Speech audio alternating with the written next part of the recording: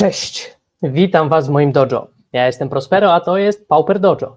Dzisiaj 10. odcinek, więc taki mały jubileusz i zaplanowałem dla Was trening z sensejem, bo dużo się dzieje, dużo jest turniejów, jest oczywiście Paupergeddon, zbliżają się Mistrzostwa Polski, więc coś jeszcze musimy przed tymi turniejami potrenować, a moim gościem jest zawodnik z Poznania, znany z zamiłowania pilot elfów, nie tylko gracz, ale również sędzia poziomu drugiego, a jako gracz między innymi zwycięzca turnieju trio na jednym z paprykarzy, w tym wyeliminował moją drużynę i jest to właśnie Paweł Ostrowski, pseudonim Doshi.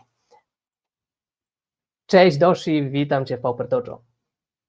Cześć wszystkim, witam również. Tak jak Prospero mówił, jestem z Poznania, jestem nie tylko graczem, ale sędzią. Jeżeli chodzi o granie, no to wygrałem paprykarz jako trio właśnie w lutym tego roku. W przyszłym tygodniu gramy w finały, ale też indywidualnie. No i też można będzie mnie zobaczyć jako zawodnika na Mistrzostwach Polski w Pauperze. No jak Prospero mówił, uwielbiam elfy, to jest mój pet deck i nie rozstanę się z nim tak szybko. I oprócz Ciebie widzę, że jest jeszcze jakiś kot, czyli Tak. mamy dzisiaj trzyosobowe Pauper Dojo, bardzo fajnie, cieszę się Doshi, że jesteś z nami tutaj. King MTG mówi, że ma déjà vu, no tak, byłeś 2 tygodnie temu, wtedy nas trochę problemy techniczne pokonały, ale dzisiaj mam nadzieję, że wszystko się uda, internet działa, są z nami właśnie na czacie King MTG, jest Moonwalker, jest Ludrox, jest Judgment, jest pan doktor.pl, naprawdę miło, że z nami jesteście, witajcie. Witam. Słuchaj, zacznijmy od gorącego tematu, Paupergeddon. Główny turniej zaczyna się jutro i pojechała na niego naprawdę solidna ekipa z Polski, a dzisiaj taki turniej trio na rozgrzewkę i też w nim wystąpiły 3 drużyny. Pierwsza drużyna z Katowic, przedstawiciele naszego stowarzyszenia Common Magic, czyli Rafał Wywiał-Gano, Radomir Myśliwiec i Tomasz Myśliwiec, walczyli. Nie znam ich wyniku, relacja szczegółowa będzie jeszcze, myślę, za 2 tygodnie, ale na razie powiedzmy, że są. Drugie trio, Doshi, ty, czyń honory. Drugie trio to jest trio z Poznania, gdzie pojechali Łukasz, czyli Łukasz Węcka, Burek, czyli Aleksander Morgała oraz jeden z naszych sędziów, Roger Szczęsny. Też niestety nie znam ich wyniku, ale mam nadzieję, że będą chętni coś opowiedzieć o wyniku, jak tylko wrócą. No, wiemy, że ani Katowice, ani Poznań niestety tego turnieju nie wygrały. Ja tam gdzieś się zatrzymałem, jak robili wynik 2-1. No ale właśnie, bo jest jeszcze trzecie trio z Warszawy w składzie Franek Komsta, Filip Skórnicki, Tomasz Sodomirski. Nie wiem, może coś słyszeliście o chłopakach, bo w sumie w tego Paupera to tak od niedawna grają. No a ten turniej to też tak pojechali na luzaku. Common Katowice ominęli, no bo jeszcze uznali, że może nie, może tutaj trochę za wysokie progi, ale do Rzymu pojedziemy. Nie mieli kart, to pożyczyli wszystkie deki, no i dzisiaj ten turniej trio wygrali. Tak, pamiętam jak Sodek i Skóra byli na trio w Poznaniu i to właściwie był ich początek z Pauperem. Nie, dobra, ja oczywiście to żartuję dość i to ci przerwę, tak. bo oni oczywiście, to był żart, oni w Paupera grają od kilkunastu lat i oczywiście są bardzo dobrymi i doświadczonymi zawodnikami, a tutaj trochę trollowałem, bo wrócili do Paupera tak intensywnie i naprawdę i dużo udzielali się w rozmowach na Discordzie i właśnie grali, streamowali ligi, no i tak się właśnie śmialiśmy, że tak nagle się pojawili i grają i zobaczymy, jakie wyniki zrobią. No i słuchajcie, tak, to trio, Franek Komsta, Skóra, Sodek wjechali i wygrali dzisiaj turniej trio na Geddonie. No po prostu ja jestem w szoku. Gratulacje panowie, zwłaszcza, że też Skóra indywidualnie wygrał wszystko, co było do wygrania, po prostu wygrał, poszedł 9-0, grał mono uwróżkami, więc też takim dekiem, na który chyba wskoczył na sam koniec, bo trenował. Duże osiągnięcie. Tak. Tutaj Moonwalker podpowiada, że dyskusja pewnie wróci, jak można tak bez pucharków sobie wygrywać na Gedonie. No ja nie wiem, bo oni chyba nie zrobili żadnego pucharku, coś tam nawet nie pochwalili się, więc chyba nie mieli pucharków, nie? No a wygrali. Jakiś błąd w Matrixie. No, ale nie, naprawdę. Szacun, panowie, Polska górą, więc szczere gratulacje. Ja tylko taką zrobię zajawkę, że właśnie to trio, czyli Franek, Skóra i Sodek będą gośćmi Pauper Dojo za parę tygodni, więc mam nadzieję, że też trochę poopowiadają o swoich wrażeniach. A co do reszty składu, czyli co do ludzi, którzy pojechali na ten Gedon, bo główny turniej singlowy zaczyna się jutro, ja wiem o kilkunastu osobach, właśnie jest tak, największa paka pojechała z Katowic, 10 chyba graczy, czyli wymienieni już Gano, Radomir, Tomasz, oprócz tego Łukasz Kowalewski, Malich, pojechał Oskar Araja chyba, tak się zastanawiam, gdzie ja mogę to jeszcze podejrzeć, kto tam z tej ekipy z Katowic pojechał, kogo jeszcze nie wymieniłem, zaraz podejrzę na Discordzie, sekundkę, bo rzeczywiście było ich najwięcej. Katowice tutaj wystawiły najmocniejszy skład, jeszcze jest Marcin, Kuba, Patryk, Damian. Panowie, no szacunek, naprawdę 10 osób się zebrało, bo dalej jest tak, mamy trójkę z Poznania, który wymieniłeś, Doshi, jest 5 osób z Warszawy, jest oprócz właśnie Franka, Skóry i Sotka jest Kusza i Hubert, no i jeszcze w sumie Łukasz Węcka jest tak, rozumiem, sercem, Poznań, Warszawa. Zgadza się. No więc Pół panowie. Poznaniak, pół Warszawiak. Tak go zaliczamy w takim razie. Trzymamy za was kciuki, mam nadzieję, że jutro w tym turnieju singlowym naprawdę wielu z was przejdzie i do Day 2 i może do tego top 8. No trzymamy kciuki. Przejdźmy teraz do takiego aspektu trochę sędziowo-graczowego. Mieliśmy nowy dodatek Foundations, nie omawialiśmy go w sumie w Pauper Dojo, nie było żadnej analizy, więc może szybko przelecimy. Właśnie, są fajne rzeczy. Ja w takim razie już nas przełączam i pokazuję ekran z kartami. Postaramy się jechać szybko, bo rzeczywiście ten wstęp nam wychodzi bardzo długi, choć mi się z Doshi bardzo przyjemnie z tobą rozmawia. I słuchajcie, właśnie, to jest taki specjalny dodatek, czyli jest tu bardzo dużo kart, jego nazwa też Foundations, tak jak to tłumaczyli w swoim podcaście Franek i Skóra, to ma być pewnego rodzaju jakiś taki fundament pod standard, to będzie jakoś dłużej obowiązywało, na tym się nie znam. Standardy legalne, dłużej niż wszystko, coś tam, a jeszcze Wizardzi powiedzieli, że to przynajmniej 5 lat. Przynajmniej 5 lat. No właśnie, więc się pojawiło, nazwijmy to, dużo kart, dużo przedruków, jakieś downshifty, więc lecimy. Może nie tak w sumie dużo jakichś soczystych kart do Paupera, ale na pewno kilka. Zwrócimy uwagę, tutaj ja mam w tym momencie otwarte i wyświetlone wszystkie karty legalne w Pauperze z tego dodatku. Tutaj mogą się wam pojawiać też uncommony, bo w innych dodatkach są to po prostu commony i właśnie pierwszy z brzegu Upgrade, który teraz już nie jest tak grany, więc kiedyś był, bo nie było aż tyle dobrego removalu. Był bardzo dobry, pamiętam, sam go grałem, no ale teraz jakoś tak, ale nie było tak utrzymuje. dobrego innego removalu. Teraz mamy niezniszczalny artefakt landy, czy Kryte z toughnessem większym niż 3. I to jest problem. Mamy, widzę tutaj Azorius Guildgate, gdzieś grany w gate'ach, ale też bez szału. Mamy Bali Rush Banneret, czyli Kitkin Soldier, który wszystkie Kitkin spele i Soldiery obniża nam koszty castu o 1 za 2 many, 2/1. No, gdyby był Kitkin Soldier Tribal, no to pewnie karta OP nie będzie. Jakie Kitkiny i Soldiery grają w Pauperze? Tribale. W Pauperze jest w sumie tylko jeden. No dobra, 2 dobre tribale. No tak, ale nie. I trochę Soldierów pewnie jest, no ale raczej się nie opłaci wrzucić tego Bannereta, więc niestety pozostanie raczej na jakiejś liście marzeń niektórych. Dalej, pierwsza zielona karta, która jest, myślę, grywalna, to jest Beastkin Ranger.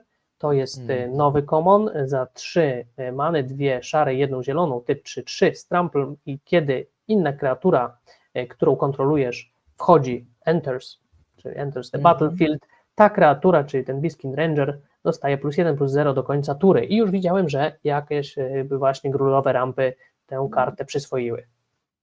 Coś w królowych rampach gra, ale mam wrażenie, że to jest pierwsze testowanie i na tym się skończy, bo karta nie jest eksplozywna, a mamy dużo lepsze frety jak właśnie czy Hunter, Czy nawet zatrzymane. Mamy, Nie. ja jestem kiepski w nazwach, no ale jestem z Devoidem z ostatniego dodatku, też 3/3 tworzący nam jednego spawna. Eldrazi Repurposer. Tak, dokładnie. No i już nie mówiąc o Reading Chrysalisie, który Który za zrobił 4, takie tak, rzeczy z tym formatem, że że jest grany wszędzie. Był widywany nawet w jakichś w prawie ogóle pewnie niebieskich dekach. Tak, jest OP. Dobra, ludzie lecimy. straszują, bo Chrysalisa praktycznie. Tak, no. Mhm. Lecąc dalej, pierwszy downshift, Bushwhack. Jest to karta, która wcześniej wydrukowana na Uncommonie była chyba w zeszłym roku. Za 1 zieloną sorcery mamy 2 tryby do wyboru, z których wybieramy jeden. Przeszukaj swoją bibliotekę po Basic Landa, wsadź do ręki i potasuj lub kreatura target creature you control fights target creature you don't control, czyli mamy 2 w 1, albo szukanie basica, albo walkę.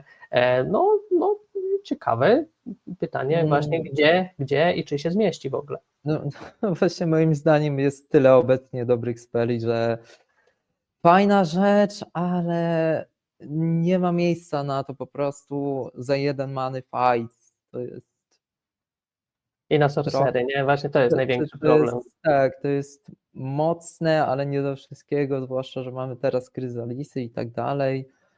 W ogóle po sidzie grają Rampru, która od razu zadaje tyle damage'a oponentowi, zadaje excess damage oponentowi, przepraszam, a no, z innych rzeczy, no to mamy cast downy, mamy dużo twardego removalu, więc karta fajna, ale czy gdzieś się zmieści, wątpię.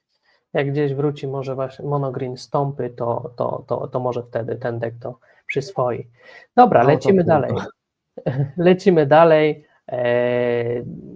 Sporo kart omijam, bo jakoś nie zwróciły naszej uwagi i tak na szybko nie wydaje nam się, żeby miały mieć miejsce w pauperze albo coś poważnego zamieszać, aż do Dwayne's Elite.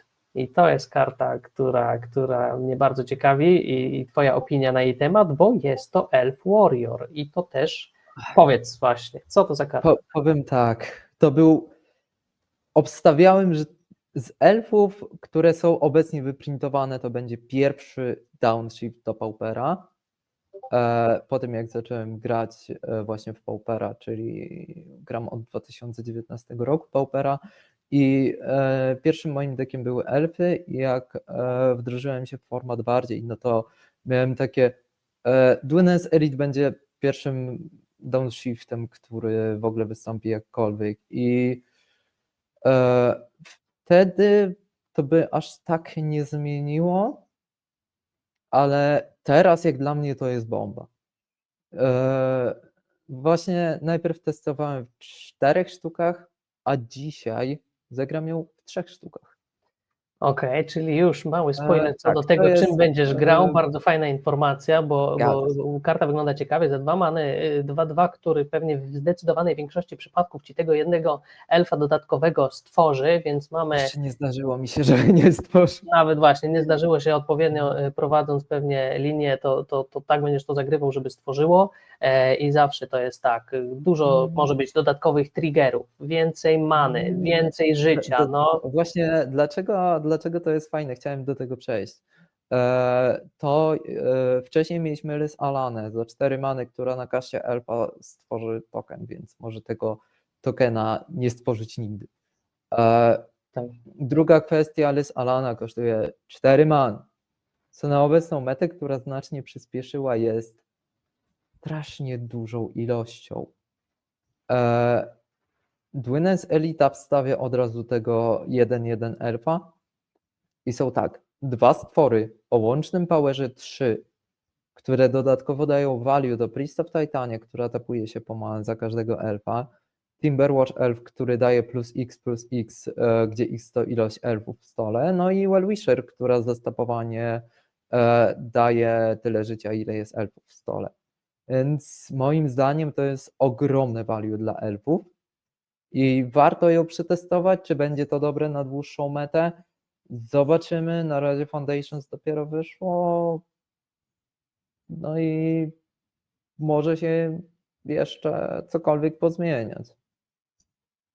No, jestem bardzo ciekawy właśnie w praktyce. Mam nadzieję, że już niedługo sprawdzimy, jak ta karta sobie poradzi w lidze.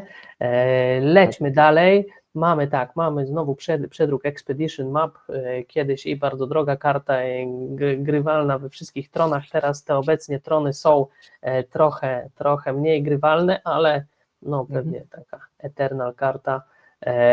Widzę tutaj też takiego Fanatical Firebrand. Początkowo jak go zobaczyłem, to mnie zaciekawił. Za jeden czerwony, 1/1 haste i zatapnięcie możesz jest chyba poświęcić go. przedrukiem. On jest przedrukiem, dokładnie. Potem przedrukiem. zobaczyłem, że on był wcześniej, no nie był grany, więc chyba to się nie zmieni, więc możemy jechać Bo tam dalej. lepsze zabawki. Ma lepsze, to prawda. E, Widzę, że kolejny przedruk jest Fierce Empath. Jest to elf, ale niegrywalny. No Nie ja ma nic jakiego takiego. elfa gram za 6 mana? Nie znam elfa inaczej. Co ja gram za 6 mana? Generous End. Tylko Po co Generous szukać na Generous Endem na rękę? Tak, dokładnie. Nie zagrzeje miejsca, to pewnie bardziej do jakichś edechowych deków albo ten. Nic. To jest i tak przedruk Downshift i nie Tak, wiem, czy był nawet grywalny. mam. Nie, chyba nawet nie. No. Jeżeli to nie jest Downshift, to tym bardziej. Lecimy dalej. Mm, Widzę też różne przedruki. Chyba, że właśnie. No tak, jest i Gutter Snipe kolejny raz przedrukowany. Co już on ma Jest milion właśnie, jest królik kleryk, Hinterland Sanctifier za jedną białą, 1/2, kiedy inna kreatura, którą kontrolujesz, wchodzi, dostajesz 1 życie. Czy to jest jakiś upgrade, można powiedzieć, czy... Nie w momencie, kiedy mamy Lunar Weterana, który dodatkowo może wejść z grobu. Więc do tego, czy właśnie Soul Warden, czy Soul Attendant ma ten efekt, kiedy dowolny stwór wchodzi, więc to jest kolejny efekt. Lepszym od tego jest Lunar Veteran, co prawda ma 1 życia, ale można go skastować z grobu i jeżeli jest skastowany z grobu, to wtedy mówi, kiedy twój stwór ginie, zyskujesz 1 życia. To jest moim zdaniem niegrywalne. Niegrywalne, okej. Właśnie, ja tutaj przeskoczyłem jedną kartę, na którą uwagę zwrócił Moonwalker, czyli Heir Apparent.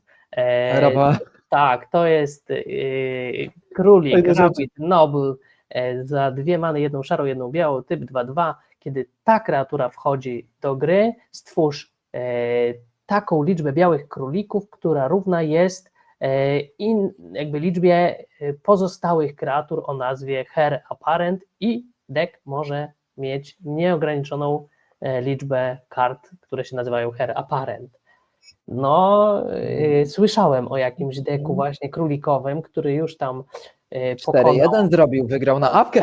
Wygrał na awkę, pokonał nawet jakiegoś znanego marynarza, tak słyszałem. No właśnie, to pytanie, czy to jest... Pokonał Bombaja. Tak. Pytanie, czy to jest memdeck, czy nie? Czy króliki mogą rzeczywiście zamieszać? Bardziej było już taka próba na Persistent Petitioner, tak, była już taka próba na tych czarnych, co za 1 many były i za 1 many i poświęcenie 6 szkoły za demonem w stół. Shadowborn Apostle, teraz mi się nazwa przypomniała, czy była próba właśnie Persistent Petitioners. czy była próba także tych smoczych, były chyba za 3, w tym jedna czerwona i o ile dobrze pamiętam, zadawały 3 damage'a. Nie pamiętam, co już totalnie. Nie pamiętam tej karty, ale za wyegzailowanie jego i chyba 3 innych z grobu na kaście, w sensie na resolwie, szukała za smokiem w stół chyba? Nie pamiętam. Ale były już wiele kart, było już dużo prób Właśnie, i tutaj Uz jeszcze były, mówi Moonwalker, znaczy były te niedawno, tak? Te zielone, Slime to o Against tych mówię? Humanity. Slime Against Tak, Humanity, właśnie. Też mogłeś mieć ich no i też, nieograniczoną liczbę. no i No, też takie meme, bo można było stworzyć Simic z kontrami, można było stworzyć Grul z jakimiś hejstami, z Bitter Reunion czy coś, ale to ludzie testowali i testują dalej. Jednak to jest bardziej meme deck, tak samo Hera Parent, mam wrażenie, że będzie tym samym. może tak, może będzie testowany, będzie takim deckiem, który od czasu do czasu coś zadziała, ale czy zagrzeje stałe miejsce w mecie, to nie wiadomo. Właśnie moim zdaniem to będzie deck w stylu zrobię losowe 5-0 na lidera na 2 miesiące. I ludzie sobie o nim przypomną. Tak, E, Jadąc dalej, taka karta przykuła moją uwagę, jest to Mocking Sprite. Za 2 szare, 1 niebieską, Fairy Rogue, 2/1 z Flying, Instant and Sorcery Spells you cast cost 1 less to cast. Zawsze takie... Mamy już podobny efekt, więc... W sensie masz na myśli różnych familiarów, czy nie? Czy Nie, jeszcze, mamy efekt właśnie jakichś takiego niebieskiego goblinów. stwora z flyingiem, który ma dokładnie ten sam koszt i chyba taki sam efekt, albo że wróżki kosztują jeden taniej, nie pamiętam. Więc mamy taki efekt i on nie gra. Nie grają. Też brzmią kusząco, ale no, może czasami ktoś coś tam na ten wymyśli. Mamy przedruk Mystical Teachings, oczywiście, Opta, jakiś pacyfizm. Czy Pilfer, właśnie, aż otworzę, żeby zobaczyć. To jest też karta, która wcześniej była uncommonem? Zobaczę. Tak, czyli mamy downshift, taki spell, za 1 szarą, 1 czarną, sorcery, oponent pokazuje swoją rękę, wybieramy stamtąd non-land card i ten player ją discarduje. 2 many to za dużo. Mamy cast downa. Znaczy, no to jest taki, powiedzmy, ulepszony duress, więc łapiemy też, prawda, nie tylko sorcery czy instanty, ale też kreatury. No, może ktoś zmieści 1 manę więcej. No jest to jakiś downshift. Mamy Duresa, mamy Divesta, więc to moim zdaniem nie pogra. Nie pogra, okej. Tak obstawia Doshi. No chyba, że jakieś mono black discard deki się znajdą, które coś będą chciały przygarnąć, ale to bardziej meme niż Edream. No tak. Ja lecę dalej, szukam tych kart, które mają potencjał. Są jeszcze inne duże elfy, ale właśnie, czy jeszcze jakieś elfy ci wpadły w oko? Totalnie nie. Mamy przedruk Tolarian Terrora, to jest, powiedzmy, mile widziany przedruk, bo Tanieje! Bo tanieje, tak, była droga karta. Tutaj Judgment podpowiada, że reszta kart kupa, pora na ligę. Dobra, no jak już nic nie ma, tak, ostatnia strona. Na ligę, fajnie brzmi. Tak. Nic ciekawego. Dobra, Toshi, to co? Czy możemy w takim razie omówić twoją decklistę? Jasne. Ja nie wiem, czy mi się coś twoje modo nie spauzowało albo stream. Czy to jest możliwe, że... Nie, już jest. Dobra, to ja przełączam. OK. Mamy przed sobą twoją listę, którą dzisiaj będziesz grał. Widzimy elfy. Powiedz, co złożyłeś na dzisiaj dokładnie? No, Dzisiaj złożyłem standardowe elfy, ale z jednym dodatkiem, 3 razy Dwynen's Elite. To jest właściwie ten deck, tylko że chciałem go nieco przerobić, żeby zmieścić te elitki. Tamten zawierał po prostu 2 Hunterów i 3 Masked Vandale i 4 Masked Vandale w mainie, a ja wyciąłem Hunterów, jednego Vandala przełożyłem do side'u i wyrzuciłem jednego Gorilla Szamana. No i co my tutaj mamy? Bardzo dużo unikalnych kart. Z tych, które nie są unikalne i są dość znane, no to jest 13 Forestów. Tak, tutaj Dlaczego Ludwik tylko mówi, 13? żebyś zmienił Forestę, bo ten ostatni nie maczuje. Oj. Masz więcej? Masz? Nie mam. O nie. Ale może wiesz, może specjalnie, bo czasami wygrasz na 13 i czasami jednego wyjmujesz. O, O i nie, dlatego nie, nie, musi nie, się nie, różnić. nie. Nie wyjmujesz Foresta. Dobrze. No dobrze. Próbowałem grać na 12, ale to było katastrofalne. Właśnie ten Forest. Kupiłem chyba jednego za mało po prostu kiedyś, ale to kupowałem w 2021 roku. No nie. Więc właśnie z bardzo znanych kart, no to 13 Forestów, to chyba każdy zna, wie co robi. Fyndhorn Elves i Llanowar Elves to też są rozpoznawalne karty. Po prostu za jedną zieloną stwór 1/1, za stapowanie daj jedną zieloną manę. Fyndhorn Elves robi dokładnie to samo, no i ma Creature Type Elf. Z unikalnych kart, ale widziane już wcześniej w ścianach Quirion Ranger, która za wrócenie Foresta, którego kontroluje, odtapowuje target creature, może być to stwór oponenta. Z kart, które także widzieliśmy w ścianach, jest Jaspera Sentinel, który 1/2 reach za jedną zieloną i za stapowanie stwora, którego kontrolujesz, dodaje jedną manę dowolnego koloru. No i mamy Birchlaw Ranger. Efekt podobny, ale jedna zielona, 1/1 i za stapowanie 2 dowolnych elfów dodaje jedną manę dowolnego koloru. 2 dowolnych elfów oczywiście, które ja kontroluję. No i on jest tak, że jego zaletą jest to, że może tapować mi 2 elfy, które mają Summoning Sickness, więc ładnie można się rozkręcić.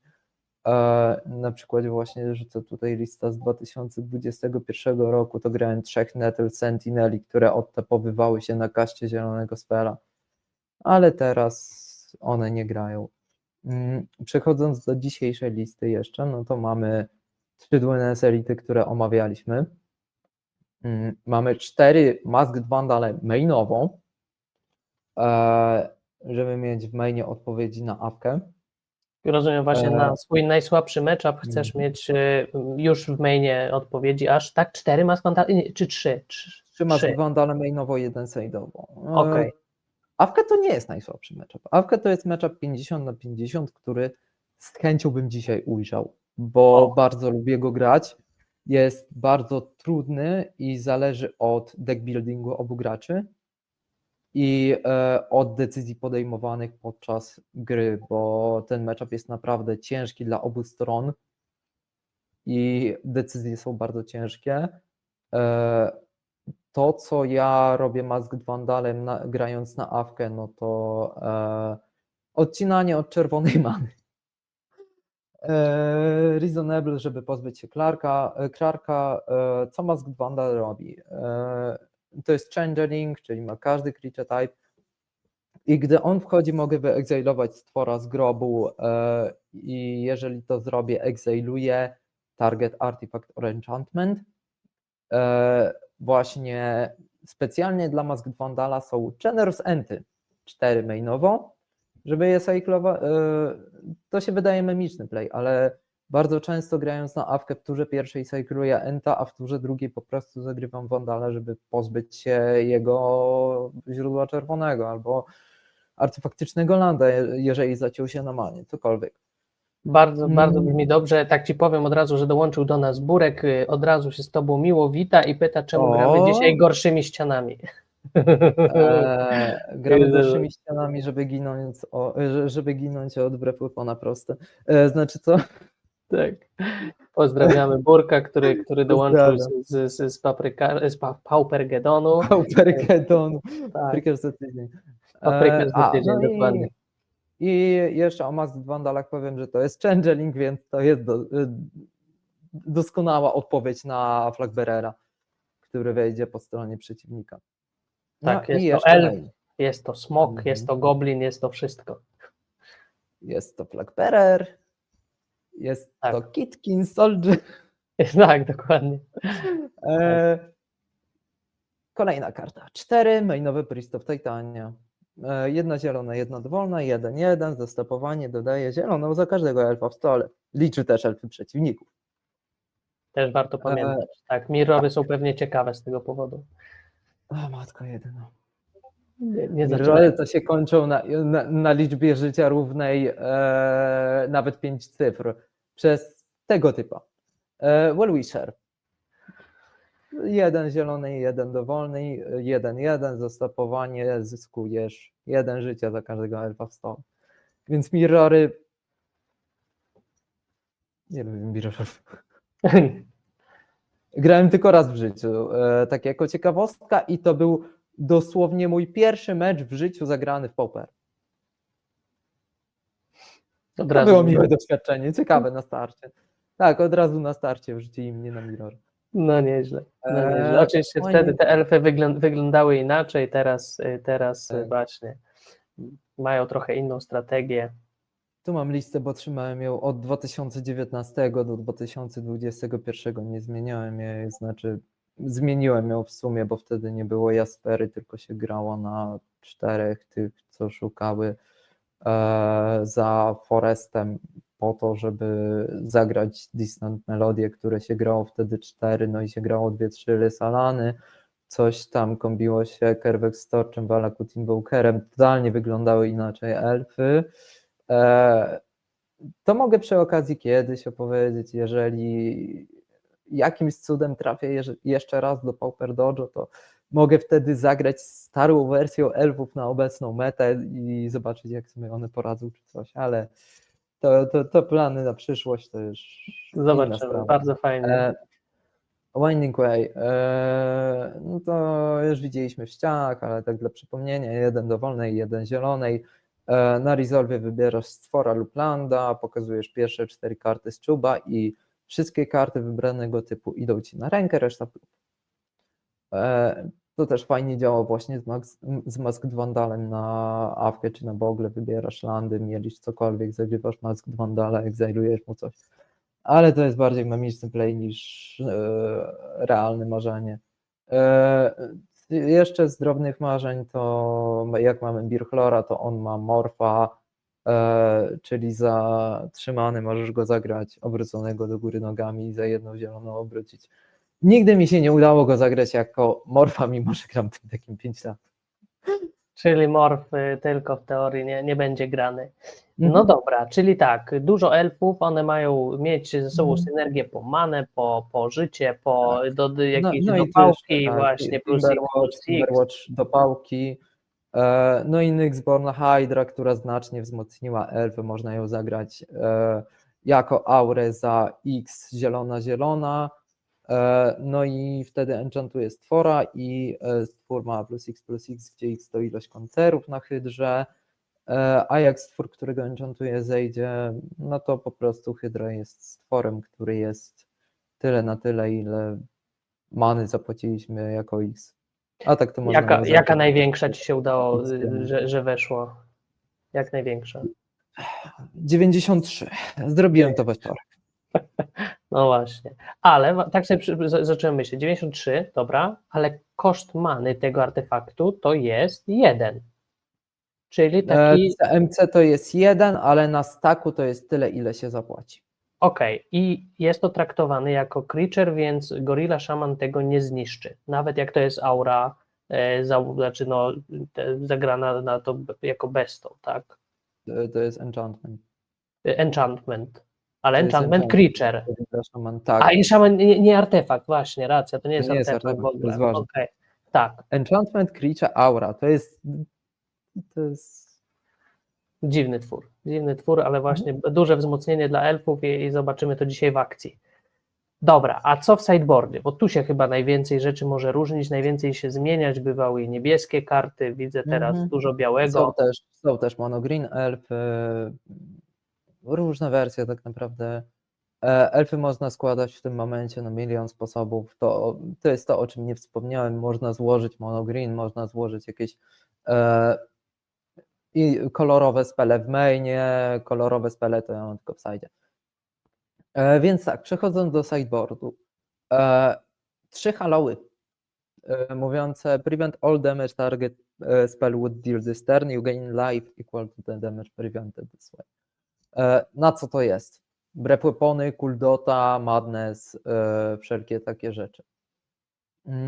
Dlaczego nie Blue Elemental Blast, żeby także Klan Szamanów ściągać? No bo mój plan na awkę jest inny. Mój plan na awkę to jest Masked Vandala, odcięcie go od źródła czerwonego i zabranie potencjalnego Krarka Mesmeric Findem. Hallowy, dlaczego nie Hallowy właśnie, przepraszam, dlaczego nie Blue Elemental Blasty, tylko Hallowy? Red Blasty. Hallowy omijają Red Elemental Blasty, to jest ważne.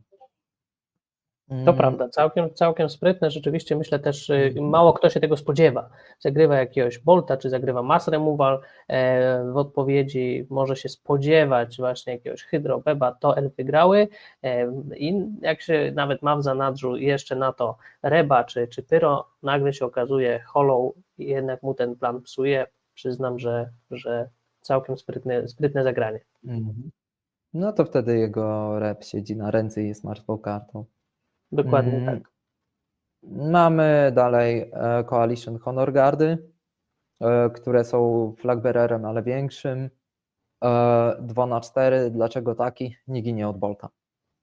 Nie ginie od Bolta, to jest bardzo dobry parametr. Mesmeric Findy tutaj to jest jako taki Pocis efekt, czy tam Duress efekt.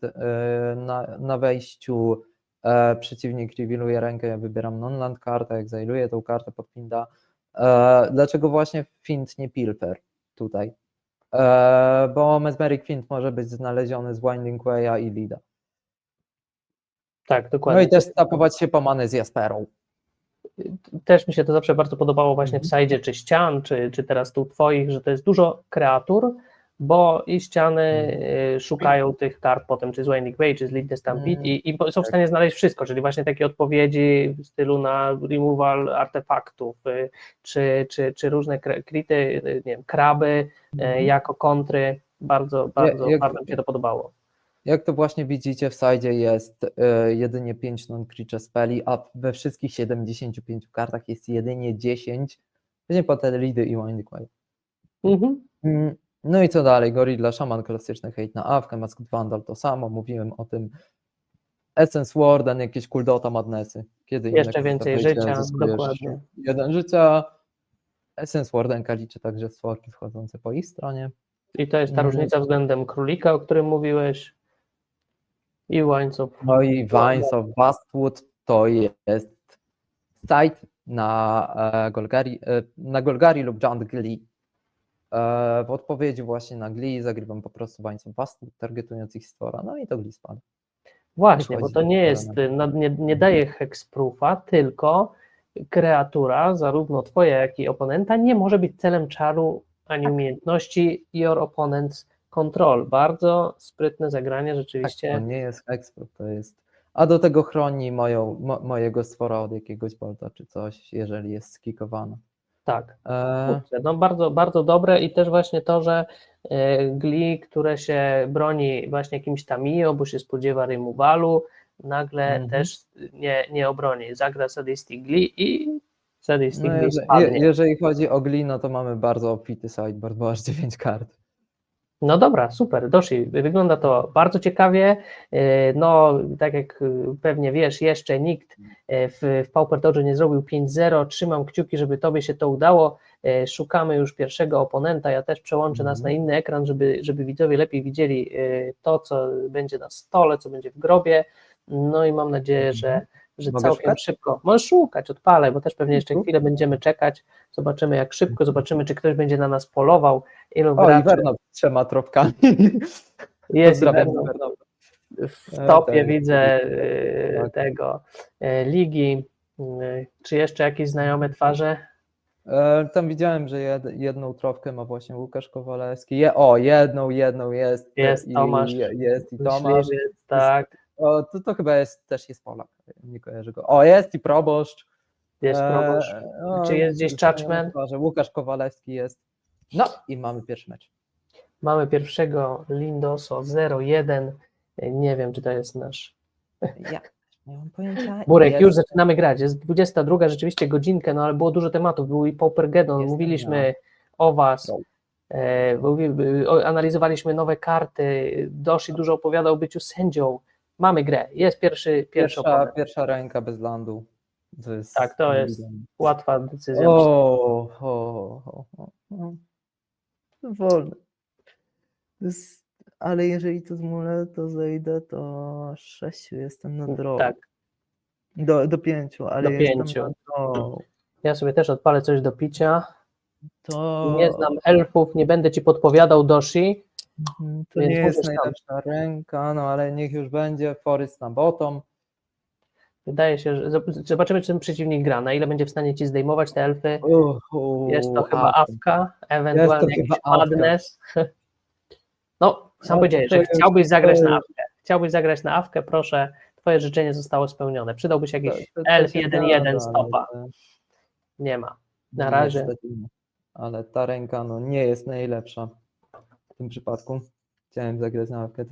Jest to Awka, no teraz mamy potwierdzenie. Tak, jest Awka, jest od razu familiar, każe nam zrzucić jedną kartę, niestety. Resta. Mogę sobie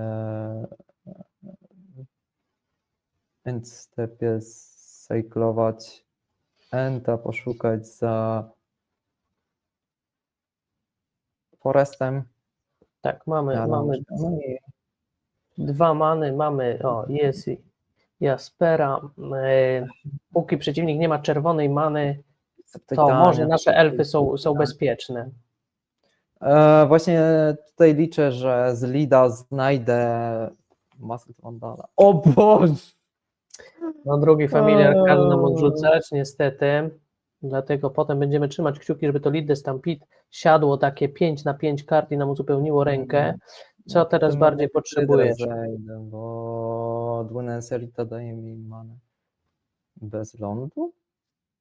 Małe karty na łapie. Czy da się powiększyć karty na łapie, które trzymasz Doshi? Czy ty możesz kontrolować wielkość jeszcze? Jeszcze troszeczkę może. Jeszcze? Troszeczkę? Czy tak jest lepiej, drogi czacie? Czy jeszcze Doshi ma coś powiększyć? O, proszę, jest Iwanda. O matko! No to teraz się można bawić. No i proszę, czyli początek. Podcast, raczej od podcastu go odetnę. Target. No tu. Nigdy nie pamiętam, jak to działa. Okej. No i wyegzajluję sobie. Nie ma znaczenia co.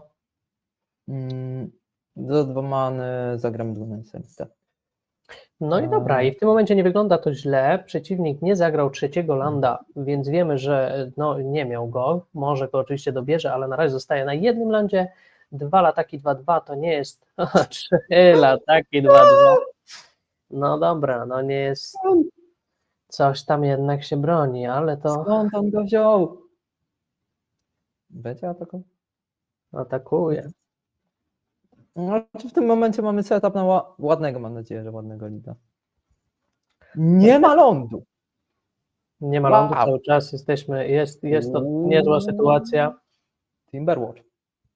Przydałaby się może właśnie jakaś hydra. 4 elfy nam wpadają.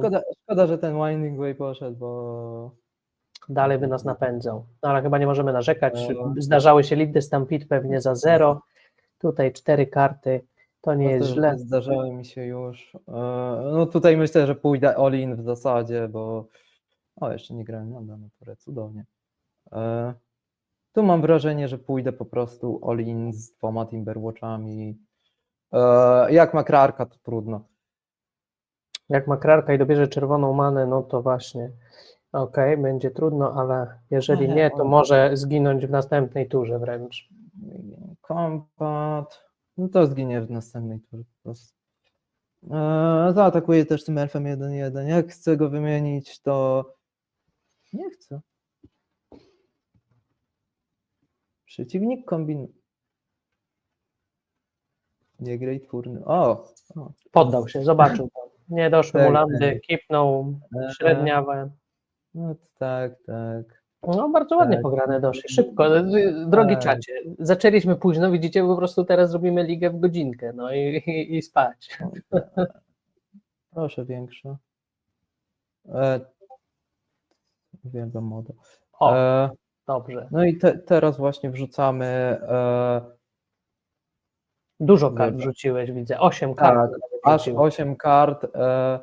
Właśnie dlaczego wszystkie? Mesmeric Fiend ze względu na jego łapkę, Kraken Shaman czy coś. Hallowy na Galvanic Blasty, czy czasami zdarza się im grać jakieś też breath weapony. Tak. Shaman wiadomo, Mask Vandal wiadomo. Side Out, no to jest po prostu jeden Generous End, jedna Hydra, bo to jest plan, który nie do końca działa zawsze. Elitki także out i pojedynczo Wisherka, Priestka i Timberwatch. Bo to też nie jest tak, że musimy się kombić po prostu bardzo szybko. No i potrzebujemy miejsca na interakcję, więc ja zawsze wyrzucam właśnie te elitki. No a do tego pojedyncze elfy z każdego mógłbym tak naprawdę wyrzucić 2 Wisherki, wrzucić Timberwatcha, ale myślę, że tak zostawię po prostu. Rozumiem, że Dwayne Elite wyrzucasz zawsze na awkę, nie, że zawsze, bo na przykład tak. kuldotę się przydaje. No i znowu ręka wysłana. No, przy 13 landach pewnie te no-landery się zdarzają dość często. Widzę, że druga ręka już jest znośna chyba. Tak, i tu można zrzucić elfa za 1 mamy. Byłby fajny taki Winding Way, albo byłby... Ale end by wszedł. Właśnie, tak. Gdyby teraz end stopa się dobrał, to byłoby idealnie. Zawsze bejtuję elfem, który może dać kolor. Bo niespecjalnie możemy zagrać. Anchor Westwing, wolny start. Takie starty lubimy. No a ja nie mam także payoffów, ale mulić do 5 mi się nie widzi na awkę. No chyba, żeby się trafiła idea. Mówiąc o Wisherach, nie jest do końca to, co bym chciał. Czy sypnąć drugą Jasperę? Chyba niekoniecznie. Ustawiamy się na... Nie. Zagram drugą Jasperę. Bo jednak jeżeli chciałbym zagrać, jeżeli coś mi zginie, no to tego Wandala nie zagram, jeżeli nie mam 2 stworków, a pewnie i tak mi zabije tą Manodajkę za 1, a Mesmeric Fienda średnio mogę zagrać nie posiadając jednego Jaspery, nie posiadając 2 Jasper, znaczy mogę zagrać mogę zagrać, ale wtedy zostanę bez many otwartej i bez elfów otwartych. Czada mana, familiar. No jest familiar, znowu apka robi to, co robi apka, czyli dogrywa ich chory, ale tak, nie ma czerwonego źródła many, to nie jest źle. Mamy, ten discard też nie był zły. Mamy w razie czego źródło pod Mask Vandala. Mesmeric Fiend target. Okej. Wow! Wow! Są landy, ale w sumie... Wow! Zmuszę go chyba do Galvanic Blasta, po prostu. No i w tym momencie Nie zagrywasz Mask Vandala. tak nie zagrywam Vandala na pewno, nie zastanawiałem się nad Wisherką, ale z drugiej strony, jeżeli dobierze Familiar, to chcę mieć co z bliska. Dobrał Candy Traila. Ach, Z jednej strony nie ma tragedii, ale z drugiej... nie ma tragedii, ta ręka też nie była jakoś bardzo przerażająca. Mhm. Miał jeszcze jednego Ichora, tak? Pewnie go teraz zagra, czy Chyba tak. no właśnie. I cały czas Nie podoba mi się to, że ma 2 źródła czerwonej many i jak zostawił top bottom, to jest bardziej przerażające. No przydałby się- jeżeli zaatakowałby familiarem, to ja bym po prostu strajdował. Bardzo interesujący draw. No, ale w tym przypadku muszę po prostu pozbywać się tego, co jest złe. przydałby się tu pewnie jakiś draw, tak żebyśmy i my mogli rękę uzupełnić, jakiś Winding Way lub Little Stampede. Fajnie by było. Zobaczymy. Fajnie by było. Usuwamy Galvanic Blast z ręki przeciwnika po prostu obecnie. Obojętnie jaka gramy. Timberwatcha. Tak, to jest dość kuszący cel, bo jak się go nie zdejmie w pierwszej turze, no to właśnie często On to musi zrobić. tak, Deadly Dispute. też Nie jest dobrał. dobrze. No ale dużo ma takich speli, no więc prędzej czy później musiał czy tego, czy Reconers the Pergain dobrać. Jest Great Furnace i tak jak Jest przewidziałeś, Galvanic Blast, ale nie ma Krarka. nie ma. Familiar. No tutaj Winding Way albo Lead the Stampede. Byłyby fajne. No Z2 sobie wiedzie. Ma 3 karty na ręce. Co to może być? Nic chyba już z tego, co widzieliśmy, tak? Wszystko, co widzieliśmy wcześniej. Tak, nie teraz. On by się przydał na początku. No cóż, W sumie nie możemy go zaatakuje zagrać. Tylko Vandalem. Nie możemy go zagrać, nie sajkluję go. Od razu, może jakaś pristka będzie, może kiedyś zagram tego Enta, ale jeżeli nie dobierzemy szybkiego, oj, no właśnie. Awka się teraz odbuduje, dobierze masę kart, niestety. Jeżeli nie dobierzemy szybkiego Winding Way'a albo Lida, to raczej gra skończona. Arcane Shaman. Jeszcze nie. Ach. Familiar. No jest bez różnicy, co zrobi taką kartę z discardu. Chyba zaczekaj, a może poczekaj, może chcesz wyciągnąć jednego lambda z deku, nie? Niekoniecznie. Jeszcze nie poddajemy się. Może coś dobiorę. Winding Way. Ale te szczurki nie są fajne. Ja, No Doshi, cię na chwilę zostawię. A nie, bo tam mi się wydawało, że mi się syn obudził. Nie? Dobra, jest okej. Jest Hollow. No niestety. Ale Hollow Spell. Plus Krark robi brr jednak teraz. To na Timberwatcha mogło być dobre. Jakbym dobrał wcześniej, czyli klasyk. Ściągam mi Vandala i... No w sumie nie wiem, czemu chciał się wymienić. Jeżeli Krark zaraz wyczyści stół, to jego wszystkie familiary by zostały. No, a po prostu może poświęcę mniejszej liczby artefaktów? Coś takiego? może ma tę, zaraz zobaczymy też po prostu fontannę i też chce mieć cele w grobie do wyciągnięcia.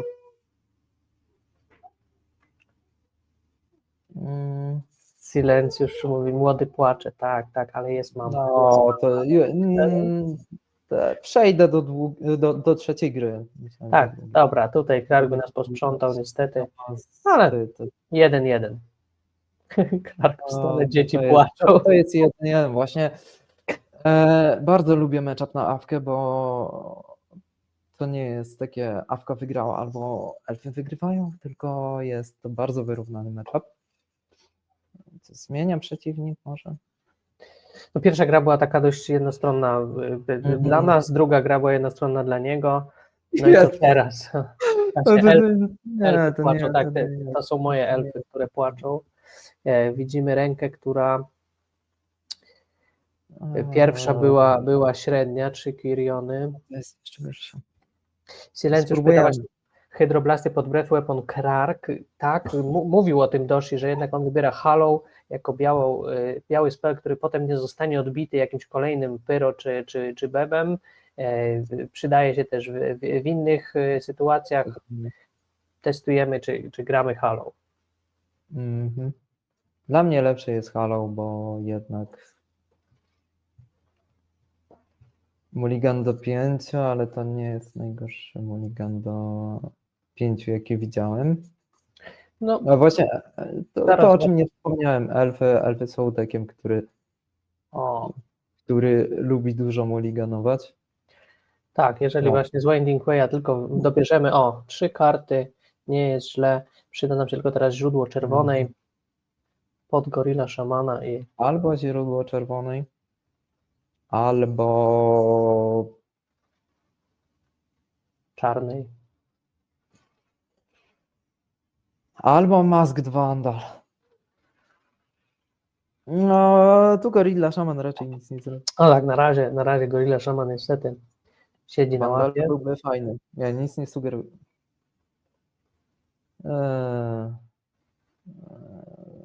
Coś nie chcą dzisiaj.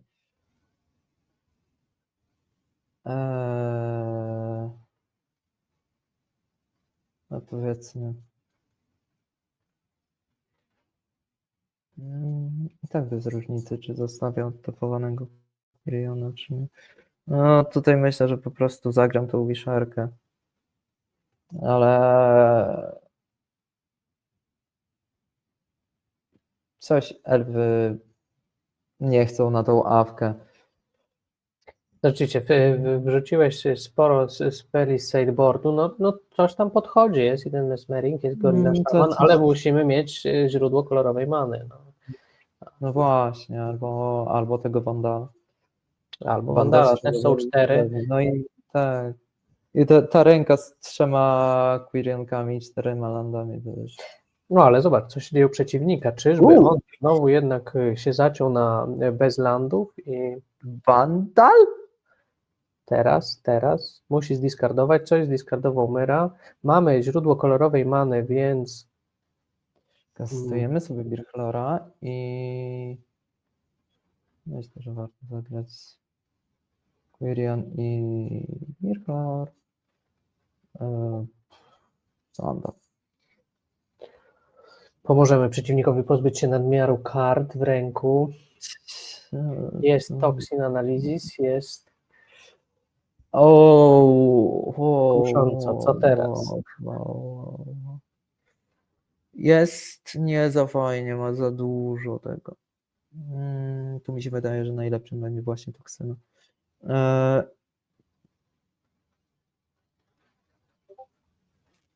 No i problem jest to, że on może wszystko to zagrać, więc taki Vandal byłby fajny. Tego Wisherka nie zostawiam do bloku. Właśnie, możesz jeszcze zaraz odtapować to wszystko, nie grałeś landa, więc pytanie, co tam będziesz dogrywał, czy właśnie pożycie, wisherkę, nie? Nie, na razie Chyba nie. po prostu oddam turę. No. Niech się przeciwnik spodziewa jakiegoś dziwnego techu. Jest Deadly Dispute, teraz trzymamy kciuki, żeby w 3 kartach dalej nie znalazł landa. Pozdrawiamy Czaczmena, który również zna takie zagrania. A ja fajne rzeczy mogę zrobić, bo jeżeli nie poświęci tego treżera, to mogę mu po prostu zniszczyć Gorilla Szamanem. Ale proszę Państwa, tak, chyba nie znalazł landa. To jest to, o czym mówił mi wczoraj Czaczmen, że awka jest super, ale właśnie takie numery pod tytułem 2 landy i potem się na tych 2 landach zacina, się zdarzają niestety i to boli.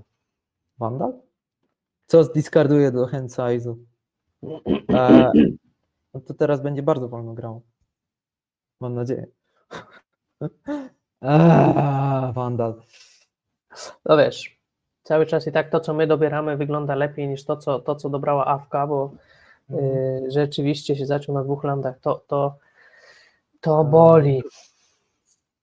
Czerwona, zrobimy tak. Zagramy sobie szman. Za jedną. Tyk. Co? No i cóż, no.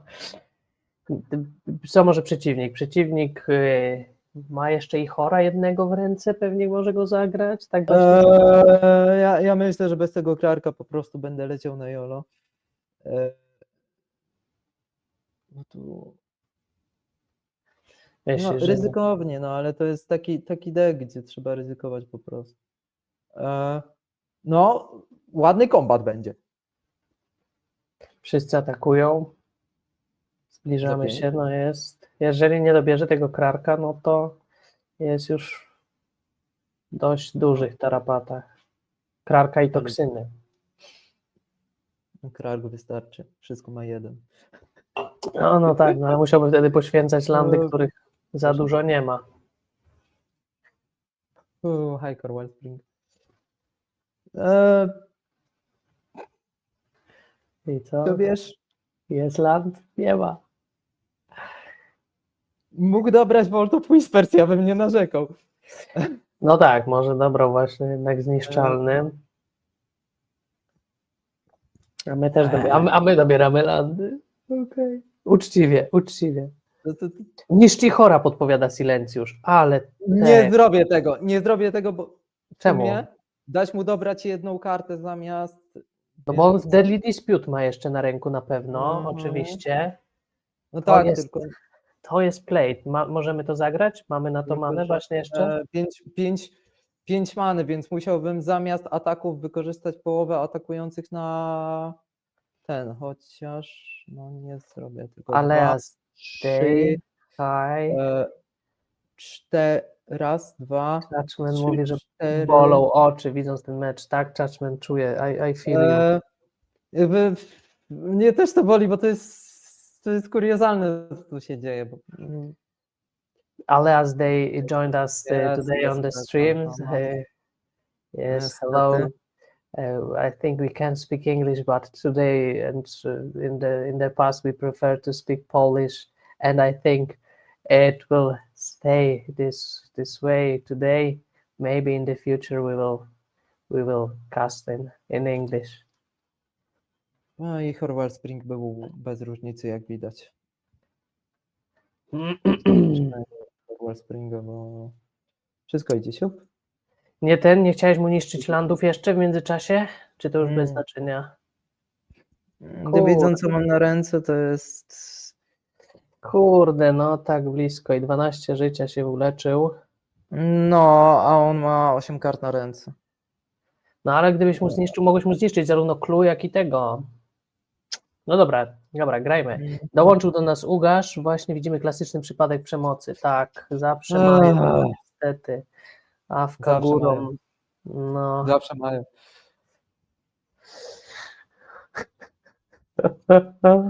To już jest leżenie kopiącego.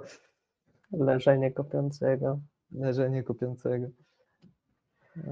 Nie chcę zagrywać, co tam chce.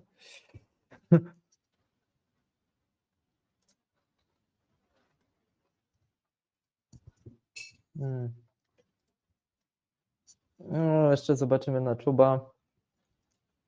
Może nie ma removalu. No jest na 12 życia, wszystko może się zdarzyć, zawsze ten Winding Way może wejść. Nie cykluję tego. Nie, raczej tą grę już poddam, bo chociaż może coś się jeszcze wydarzyć, który jakiś Winding Way, który uratuje nas, ale spellbomba, boli.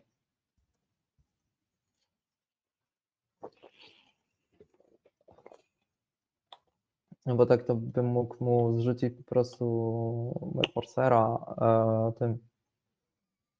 Reinforcera Wandalem, jednak no nie, przejdźmy do meczu numer 2, nie będzie niestety 5-0. No dobra, ja tutaj odpisywałem graczowi Aleas Day, który po angielsku pisze, nie rozumie tego, co mówimy, więc przegapiłem tę końcówkę, no ale no tak, jak po Krarku już widziałem, że ciężko to będzie. Gramy drugą grę, no dobra, 0-1. Ty coś byś Mhm. inaczej zagrał? Coś jeszcze tak myślisz sobie, że może No, dało się? w tej grze niekoniecznie. To jest ładny kij. Dobra, zaczynamy. Jest możliwość combo. My będziemy zaczynać, rzeczywiście jest bardzo ładna ręka. Gramy na kolejnego gracza, którego również ja nie kojarzę przynajmniej. Ja również. To Madness. O, To jest Aleas jest z Pizy, kolejny. czyli Włoch. To jest Włoch. To jest ciężki matchup. Kolejny. Madness? Ale No, tak, do chyba ugrania. lepszy. Nieco lepszy, jednak nie do końca po side and the festivity. Który nie jest za fajny. Plot Highway Robbery? Takie moje marzenie?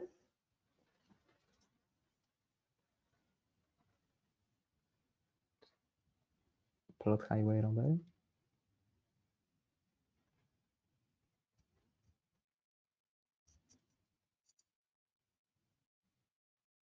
Vampire Kiss. Okej.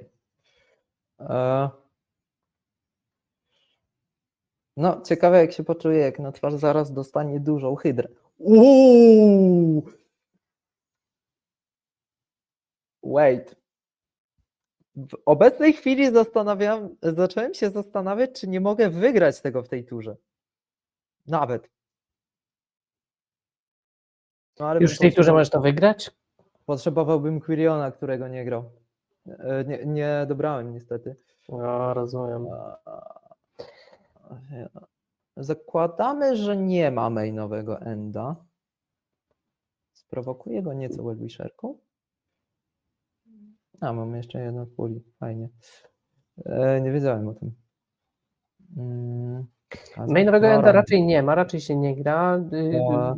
Raczej nawet takich sweeperów w ogóle już. Znaczy, no okej, w sidzie może być End Festivities, może być Electricery nawet, ale chyba na razie jesteś Na razie bezpieczny. No i jeżeli z Czubę podejdzie Quirin Ranger, to będzie fajnie. To będzie ciekawie. Właśnie, bo to też coś, co widziałem, o czym rozmawialiśmy, że jeżeli na kaście Nyxborn Hydry przeciwnik ci spali cel, tak, rozumiem, elfa, którego chcesz zaenchantować, to Hydra po prostu wejdzie w stół, tak duża i to nie jest dobra odpowiedź. Lightning Bolt Wellwisherkę. Spodziewałem się. Tak, dużo życia mogłoby ci dodać, więc przeciwnik chce się go pozbyć. Drop. No to się akurat zdarza, tak, Madness gra tych landów z 19, więc no. Jak duża hydra może być? Na Jasperę. Tak, boję się, że po tym X10. przeciwnikowi nie zostanie dużo czasu. No, wjeżdżam w niego stwora, który jest tam. Który jest 11/12. I teraz to się zaczyna gra. Właśnie, to jest najgorsze. O, No tak, już. druga gra, no. No szybko lecimy, Doshi, szybko lecimy. Ręka była mega dynamiczna. Czemu nie? Czemu nie mogę? O, teraz mogę. Więc no tu na pewno jestem Swordęki? 3 Hallowy. Ciekawe, czy Opto fan Prospero? Fan? W sensie, że fan Prospero, czy że mój fan? Znaczy, że ja? No nie do końca rozumiem. Jason Swordem.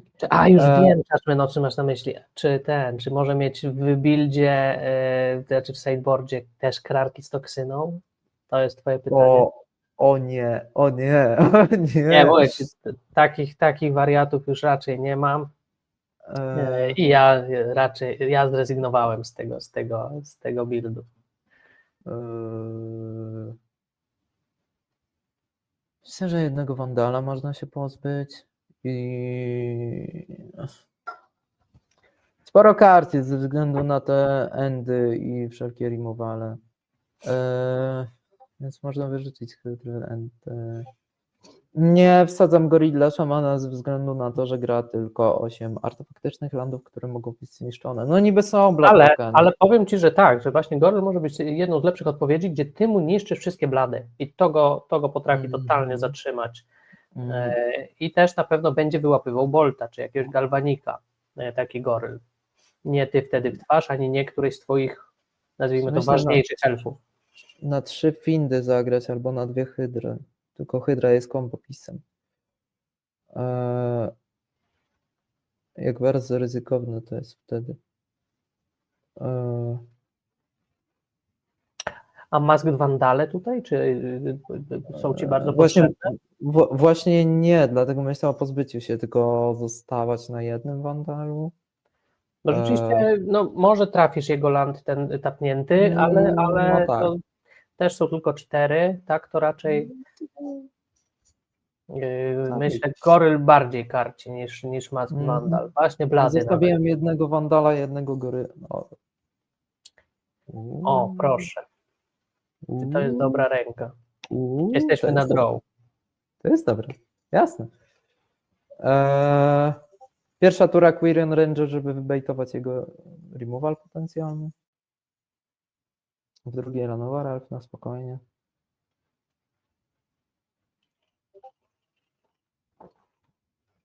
Jest i kolejny Quirion w razie czego.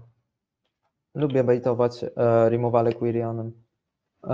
No właśnie, ja też się czegoś nauczę, bo ja oczywiście jestem tym, który zawsze jest bejtowany i zawsze te Quiriony chcę zdejmować, mi się wydają bardzo potężne, a może właśnie dzięki Nushi będę wiedział, żeby nie ten. O, zapomniałem o tej karcie. Ja też o niej trochę zapomniałem, no ale dobra, poczekaj, może cię ona tak bardzo nie karci, wiesz. No trochę tych elfów będziesz wrzucał, to na pewno. Która droga Well-Wisher? To jest dobry pomysł.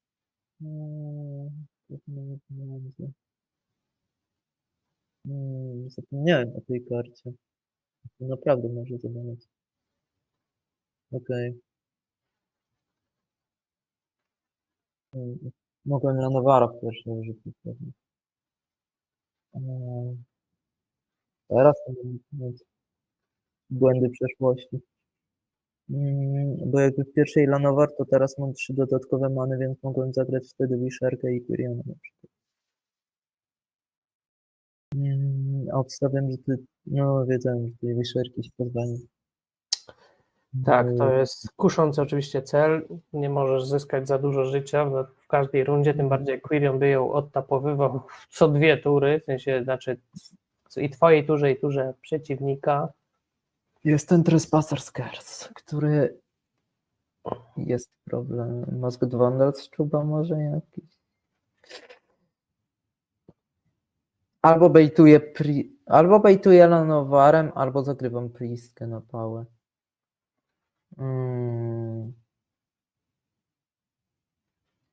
Chyba po prostu zagram Priestkę. Właśnie tu jest trudność elfów, jest bardzo dużo decyzji do podjęcia. Przy małej ilości landów bardzo często. I wszystkie karty się liczą, wszystkie chcemy jakoś obronić. Najprzyjemniej się gra, kiedy ty dokładasz swoje i przeciwnik ci jednak nie psuje twojego planu, gra jakiś swój. No tutaj niestety Madness ma trochę tych odpowiedzi, ma przecież bolty, galvaniki, no i może mieć właśnie End Festivities. Nie, żadnych endów. Jest Epicure, jest dobrze. Epicure może być. Oczywiście dostaje Blada teraz i może też jeszcze zagrać Fiery Temper, to również może być removal w twoje pytanie. A nie, to nie jest fajne. Nie lubię tego. Christoph. Cast into the fire. O, Jeszcze gorzej. Jeszcze gorzej. No. O. Znaczy, elfy są dobre na Madnessa, na draw, na play, a na draw tak. Czy ja chcę? No, ja chcę. Lanowara czy jeszcze Quiriona cały czas? Quiriona. Czemu nie obu? O, Czemu nie obu?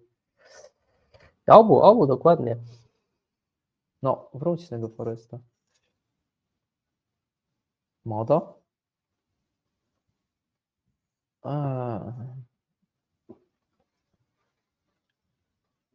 Niestety ten Kers boli.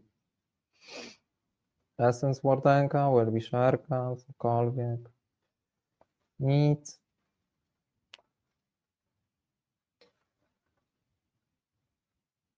Jest i Kitchen Imp na Madnessie.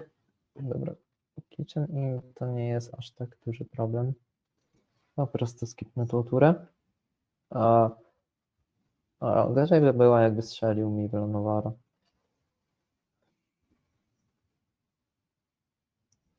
Okej, do 11. Co jeszcze jestem w stanie zrobić? Rancia była fajna.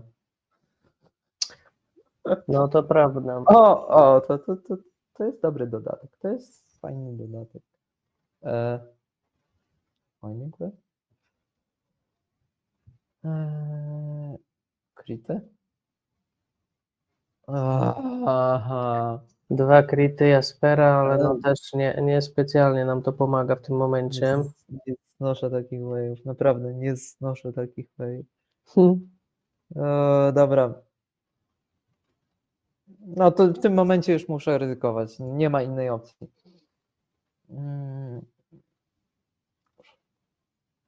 Możesz odpowiedzieć cokolwiek. To i tak nie zmieni nic. Spowoduję. Resolve. Jasper. No Jaspera, będąc 1-2, przynajmniej nam będzie bronić tego Voldarena. My zostajemy na 9 życiach, 2 w powietrzu, to 7 i 4 karty. 4 karty, no właśnie. 5 pod rolę. A Madness ma problem, że nie traci kart na ręce. Tak, to prawda. Wybrał Galvanika za Galvanic 2. We mnie za 2. No, czyżby chciał kończyć w tej turze? Ja grab the price. 5, 7, no akurat. Jest to Lethal. Chyba że się będziesz bronił w powietrzu, oczywiście Jasperą, ale to potem już nic nie zagra. Jeżeli dobiorę Hydrę z czuba, to Hydra za 0? Hydra za 0 i też jedno życie. Hydra za 0? Nie. Ja takie rzeczy zagrywałem już. Ale Hydra za 0 też cię za 1 uderzy, czy nie? Czy on wtedy... Tak. No trudno, No. najwyżej odejdę na własnych warunkach.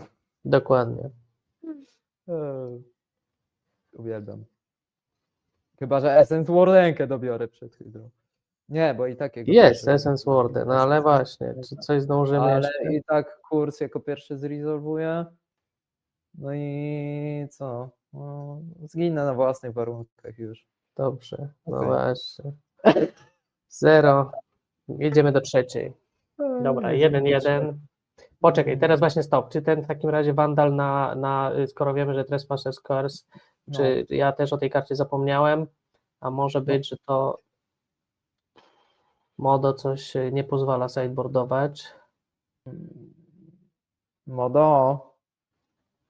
Nie denerwuj. Były takie Daj, błędy. Ktoś coś mówił, coś przełączyć okna, Alt-Tab właśnie, a Ludwik podpowiada.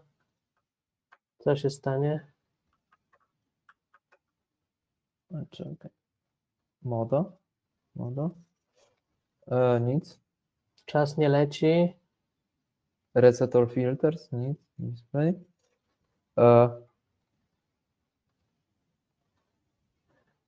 Cykliga do zgłoszenia. No tak, no to będziemy zgłaszać. No jeżeli nie możemy zrobić sideboardu, to też pierwszy raz taka sytuacja w Pauper Dojo.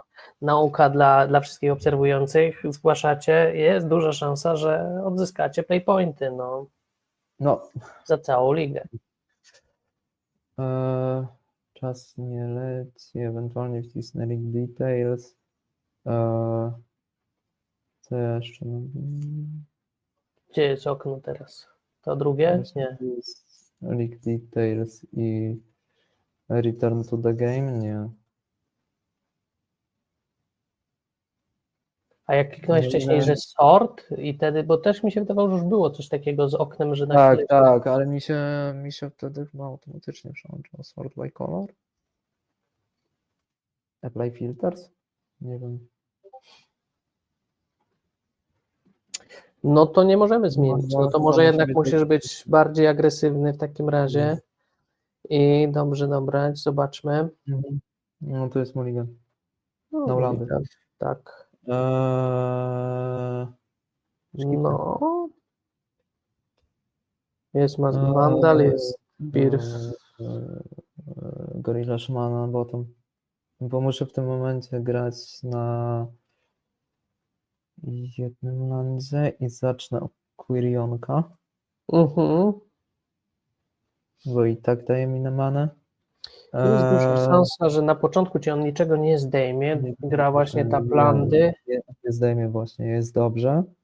Może drugi landzik? Fajnie by było.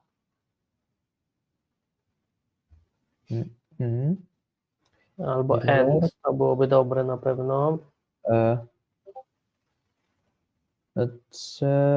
Ja mam tutaj inny plan. Za czarną tapnę te dwa. Odtapuję sobie. To modo dzisiaj nie chcę. To prawda. I Mesmeric Finis. Okay. Co zobaczymy u przeciwnika? Fire Temper jest Cast into the Fire znowu. I Vampire Skissy. Za wiele nie zrobi do trzeciej. I czy ja tam widziałem dwa landy były u niego też? Czy tak. dwa landy były? Nie Tutaj wiem, na czy pewno te będzie, no. Tak, dwa landy. Swamp i jeszcze jeden. Drossforge Bridge. Bridge. Co zagra? No i ma 7 kartę, której nie znamy. Mostek? Galvanic Blast? Nie. Jest stabilna sytuacja. Okej, my myślę, co zagramy Lead the Stampede. No. Myślę, jak to zrobić, bo mogę... Fugasz pytał tylko, czemu nie zaatakowałeś Quirionem. Ale no... To jest dobre pytanie. Nie pomyślałem o tym totalnie. No, ja chcę użyć abilitki Birchlor Rangera, żeby stapować te dwa elfy po manę. Dziękuję.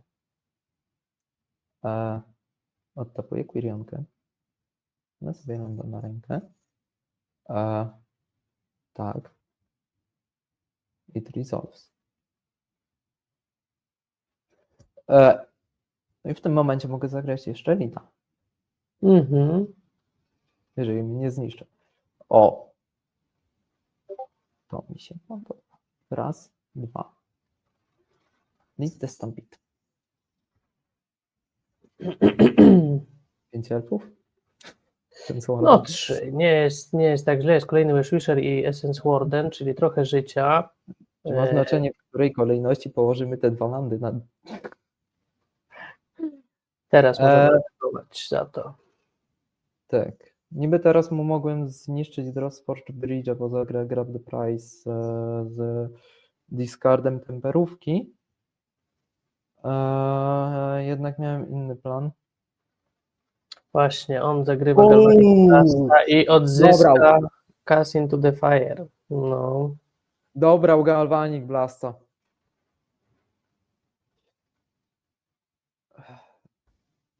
No to wszystko jasne, co dobro.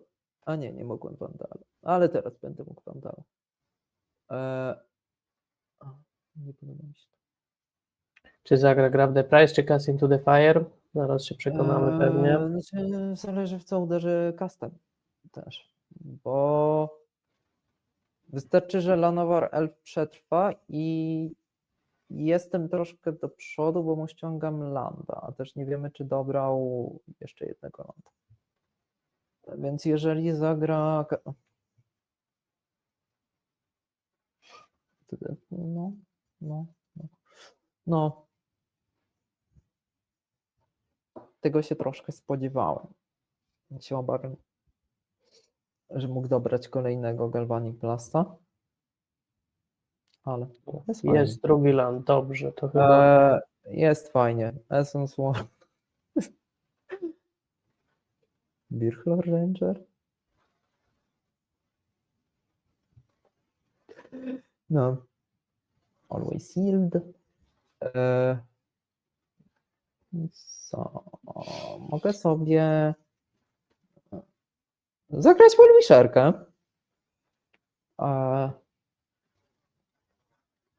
Powiedzmy Wardenka. Tak wiem, na jednym landzie w stole. Jest Albo Silent- Wellwisherkę, albo Masked Panda. Okej. Czekamy aż. Tutaj Silenciusz pyta, czy elfy T2 deck. Jak byś ogólnie tak ocenił? Bo ty jesteś ekspertem w elfach, ty się w tym decku dobrze czujesz. Czy poleciłbyś go właśnie, czy jest T2, T1? Jasne. Powiedziałbym, że elfy są T2 deckiem, ale dla nowych graczy zdecydowanie odradzam, bo elfy są strasznie trudnym deckiem. Jest bardzo dużo decyzyjności, bardzo dużo interakcji, sporo myślenia. Jednak generalnie elfy polecam jako deck. Let's Routing, szuka się za landem. Szuka landów, dobrze, to jest dla nas landów. dobra wiadomość. My mamy na ręce jeszcze dwie Wellwisherki, czy dobierze jakiś mass removal, no oby nie. Nie Tak, zagrał nic nawet, proszę, nie zagrał nic z Madnessem, tak? No tak, bo jest. miał z Fiery Temper, Mhm. ale no za czarną nie mógł go zagrać. Jednak co do elfów, to ja jeszcze raz polecam je. Ciężka decyzja. Polecam je jednak nie nowicjuszom, którzy dopiero co wkręcają się w format, ale graczom, którzy już są bardziej doświadczeni, bardziej właśnie znają interakcje, znają metę i chcieliby coś więcej popróbować na niełatwych dekach tutaj. Dwie Wisherki. No. Jak się uda je odpalić, to zaraz będziemy rzeczywiście mieli masę życia. Tak, już i tak się masywnie wybiłem, bo dzięki... Nie mogę zagrać Priestki. Dzięki... Essence Warden. Essence Warden, tak.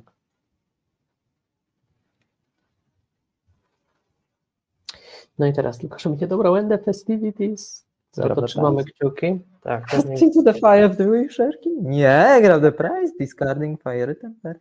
I Fiery Temper leci w co? No pewnie nie w twarz, pewnie z jedną jednak Wellwisherkę, no bo Albo Wardenkę.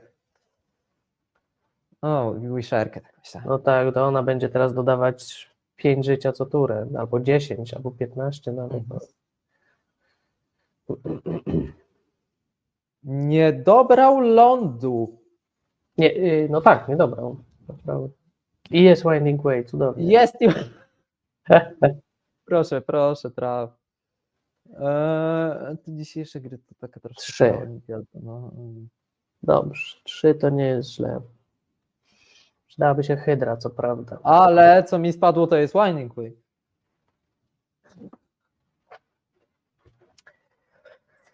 Strzuba szedł kolejny spośród jednej z kart. No to jest... Pytanie, jak dużo teraz elfów będziesz chciał wrzucić w stół? Ile rzeczywiście opłaca realnie? się trzymać w ręku, żeby, nie wiem, no jednak po wyczyszczeniu stołu móc się odbudowywać? Realnie na ten moment wrzucam tylko Priestkę. No i sobie mogę zrobić Combat Essence, Wardenką, Quirionką i Birchlorem, z wielkim spokojem tymi trzema. Wisherki nie ruszam, wiadomo dlaczego, bo ona ma dać nam 12 życia? Właśnie, jak będziesz to zagrywał? W swojej turze zawsze i w przeciwnika? Nie, przeciwnika plus Quirion. Okej. O kur... No właśnie, jest. Dobrą End the Festivities niestety. No to w odpowiedzi sobie to. No i sobie odtopuję. No właśnie, realnie chciałem tylko Priestkę zagrać, ale to wszystko zależy od tego, co ma resztę na ręce. Dlatego mówię, że Madness nie jest za łatwym matchupem, bo End the Festivities kosztuje tylko 1 many. Elwanik wlazł w Mask Vandala. Jest nasz Passer Scores. No my na 34 życiach, więc no nie ma tragedii. Fakus pyta, jakie deki na modo są T1, Tier 1. No, Na pewno Blue Black Terror, na pewno właśnie Madness, Affinity. Cool Dota, Glee No. Combo, to są solidne deki, a jak pokazał dzisiaj Skóra, też mono u wróżki, cały czas bardzo, bardzo potężny dek. Będziemy drainować co turę za jeden.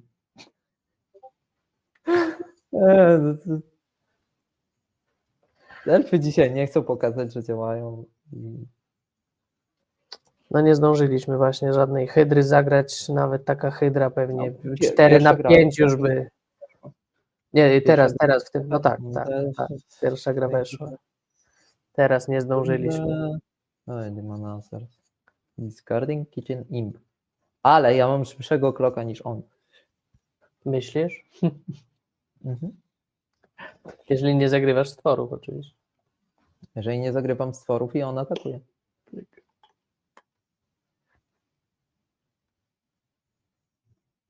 Okej. Ale czy ma psychę zaatakować? Wjeżdżam. Jeżdża. Za 2.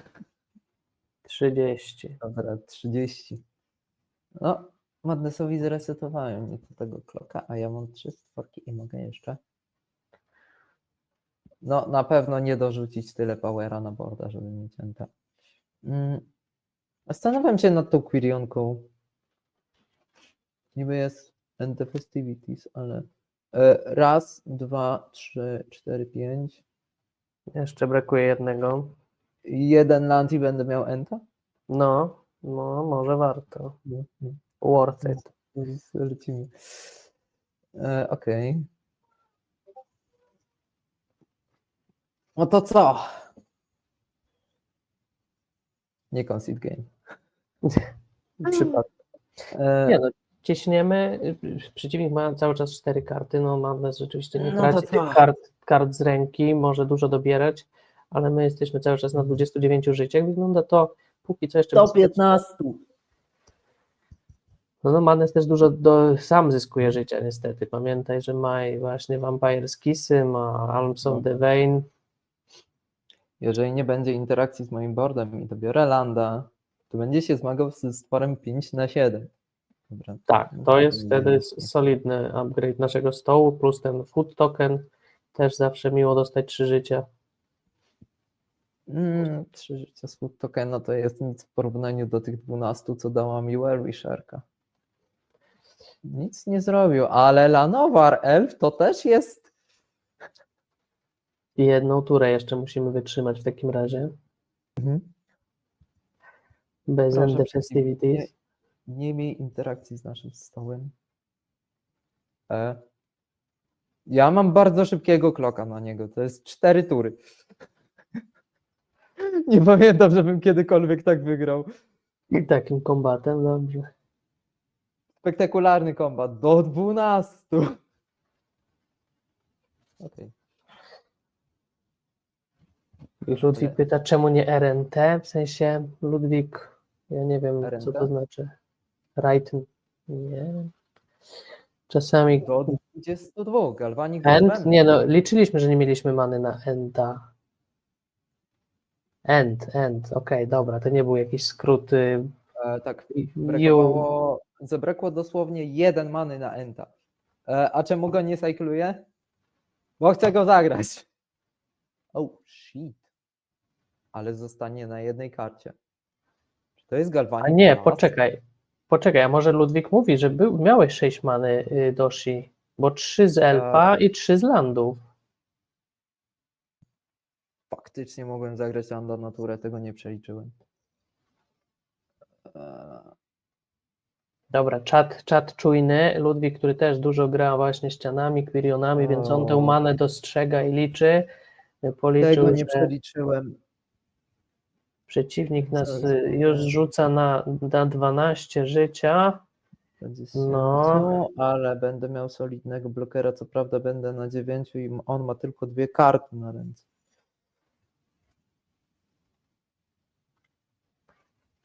No i to będzie moment, kiedy wstawię kloca 5-7.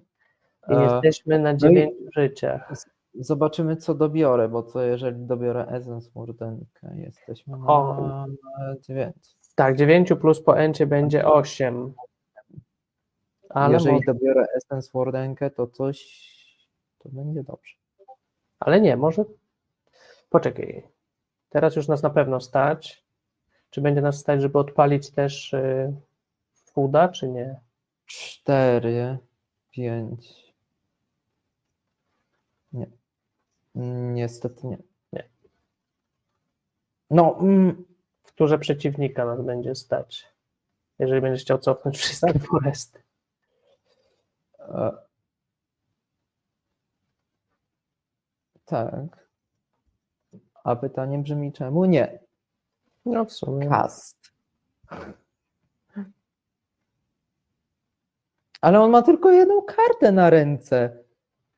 Tak, to prawda. Jedna karta na ręce, my na 8 życiach, co teraz dobierze? No różnie potrafi karta znaczy Nie mazes zaatakuje dobrać. go, bo jeżeli on zaatakuje wszystkim, to obrywa.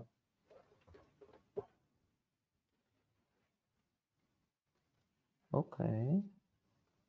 Bo będę musiał pójść po to spalenie pół. Ale ilość życia jest podobna. Jednak przeciwnik ma na stole drastycznego fryta. O. Nie jest dobrze. Nie, to nie jest całkiem dobra, taka dobra sytuacja, bo pewnie i my nie możemy atakować.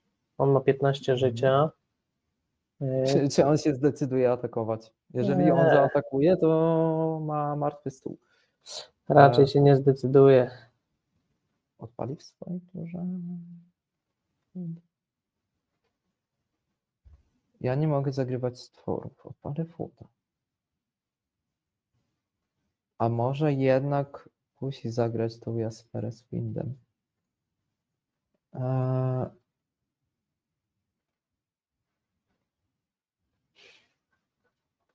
Zagram Jasperę z jednego powodu. Jeżeli mogę atakować Entem w tym momencie, bo mam blokera na jego impa. Mhm. No, w tym momencie to już trzeba ryzykować niestety. W kolejnej turze potencjalny fint. Czegoś z jego łapki się pozbędzie? Bloker? Wrzucę Epikura pod koła. Zablokował. Essence Warden albo Willwisher. A najlepiej taki Winding Way albo Lead. O, właśnie. Czy ma 2 Galva Blasty, żeby skończyć I tą grę? właśnie. Czy on będzie atakował Kitchen Impem, bo Czy- oczywiście ty możesz Enta odtapować. To jest też dobry pomysł.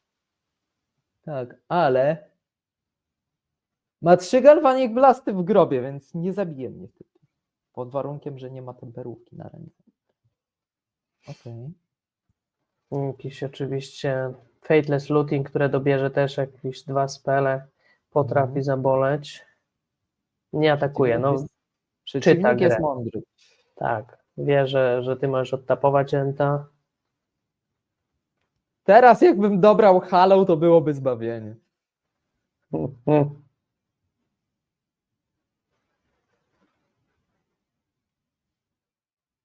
Czy będziesz atakował wszystkim w takim razie? Nie, Entem. Tylko samym Entem. Zdecydowanie za wcześnie, żeby atakować wszystkim. O, to nie jest row, który chciałem. No tak. Znaczy Mesmeric Fiend w tym momencie zagranie Mesmeric Fienda to samobójstwo, bo mnie zbija do Galvanic Blast plus Bolt Range. Tak, może być, że przeciwnik kumuluje w ręce po prostu palenie i jak dobierze zaraz trzecią, czwartą kartę albo coś sobie przefiltruje z Blood Tokena, to niestety się dokopie tego, co potrzebuje. Ale fajnie. Ale on jest. Jeżeli przyjmie kolejny Combat Anthem, potencjalnie, to w kolejnej turze jest martwy. Czyli jednak kraknie Blood Token. No, zobaczymy, co tam zrzuca. Zrzucił, nie widzę w grobie, no ale to nie było nic z Madnessem, czyli jakiś land po prostu. Jack Dwarens. Jest grab the price, ale grany również bez niczego. Nie, co zrzucił? A, kolejny Trespasser's Curse. Okej. No właśnie, 6 życia i 3 karty.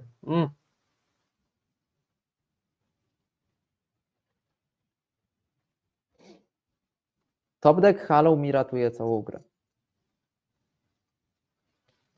Tylko szkoda, że muszę liczyć na top decki. Ała. Ała. Kolejna karta z Madnessem niestety.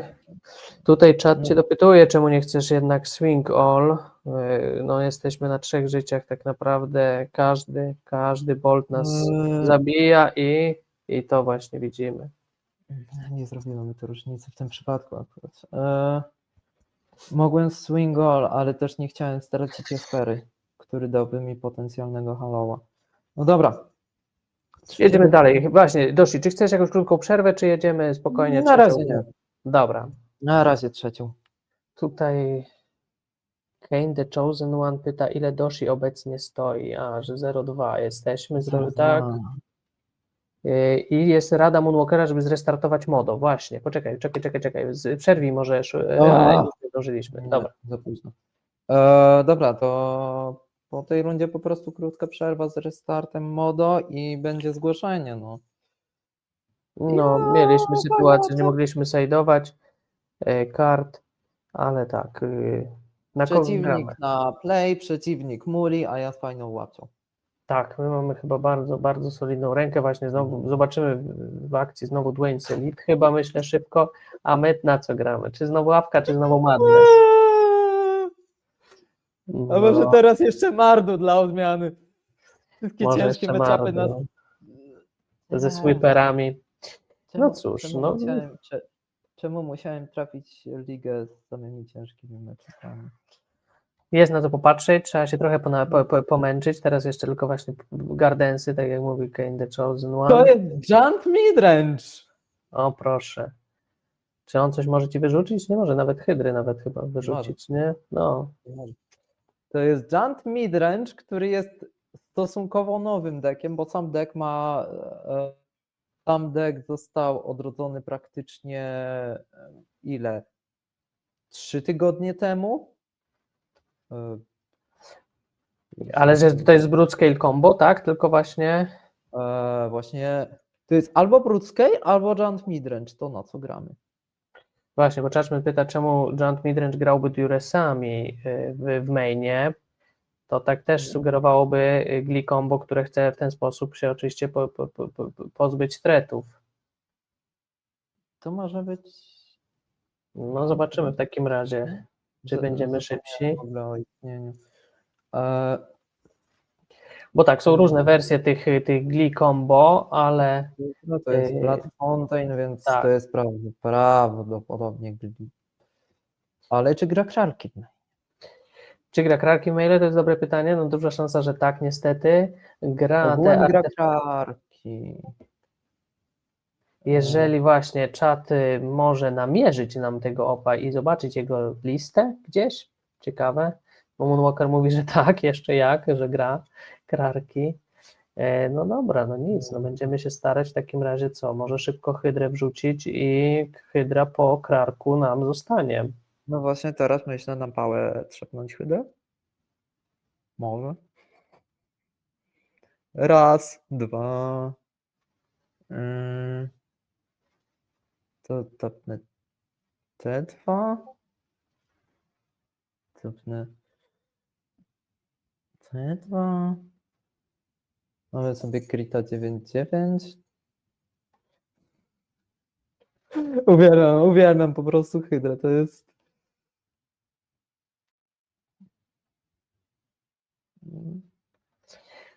No dobra, E, mamy Fun fact duże... jest taki, że to. Tak, fun fact jest taki, że to jest generalnie trzecia tura. To co widzicie na ekranie. No, Tak, to jest trzecia tura, czyli tutaj właśnie nawet jeżeli by zaraz przeciwnik zagrał Chrysalisa, niespecjalnie nas to boli, może być jakiś... jeżeli przeciwnik zagra Chrysalisa, zrobię atak with all. O, i tutaj Moonwalker podpowiada, że chyba znalazł listę tego przeciwnika, że 3 krarki main ma. Okej. Czy z toksyną? Pytanie, czy z toksyną? Czyli to jest Junt Midrange. Junt Midrange czy Glee Combo? Czy właśnie, czy spodziewamy się też O, Gliko? jest.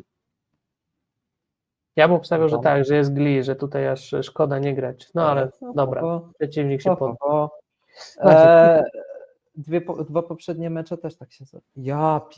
Właśnie, każdy mecz, w sumie te elfy na starcie zaskakują, robią szybko, a potem nam się zacinały, E, a i my właśnie znowu mamy ten sam problem, że nie możemy sobie zrobić sideboardu, niestety.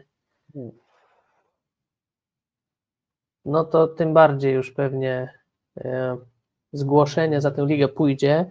No nic, no mm, coś tutaj próbujemy klikać, ale nie odblokowuje nam się możliwość sideowania. e, Ludwik, nie wkręcaj mnie, ja ci uwierzyłbym. Alt F4. Żadnego Alt F4. Nie, masz. E, Aż tak się nie dam wybejtować.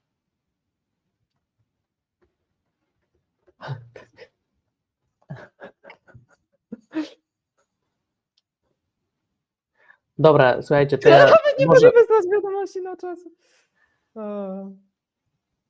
Tak, ale to ja też mam zrobić Alt F4, panowie? Czy tylko Doshi ma zrobić Alt F4? To działa podczas meczu? Nie rób. To jest chyba cały czas jednak trolling naszego czatu. Nie, dobra. Nawet nie mogę wysłać wiadomości na czacie. Tak. No trudno, no walczymy tym, co mamy. Jak oceniasz tę rękę? Jest to keep. Chyba tak. Chyba Jest keep. Jest to prosty keep. zwłaszcza, że Zdecydowanie jeden z prostszych keepów, bo w pierwszej Lanovar, w drugiej Priestka, no i realnie 2 Timberwatche szybkie. Będzie zgłoszenie za tą ligę niewątpliwie. O, jeszcze Encik. Ale fajnie. no nic, no dobra, no walczymy. No. Musisz być szybki. Przydałaby się właśnie szybko hydra. Wystarczą 2 Timberwatche. No to... Ale właśnie i Timberwatche są. Hyperball Spring. No właśnie 2 Timberwatche mi się podobają, to jest z Prisku zdecydowanie coś fajnego. Druga plistka. Tylko E, oczywiście pamiętamy o krarkach. Cycling. Zagram sobie Pristkę. To jest właśnie Junt Glee, która ma Glee combo, czy bardziej Junt Midrange? Nie, to co znalazł Moonwalker mówi, że jest Glee combo.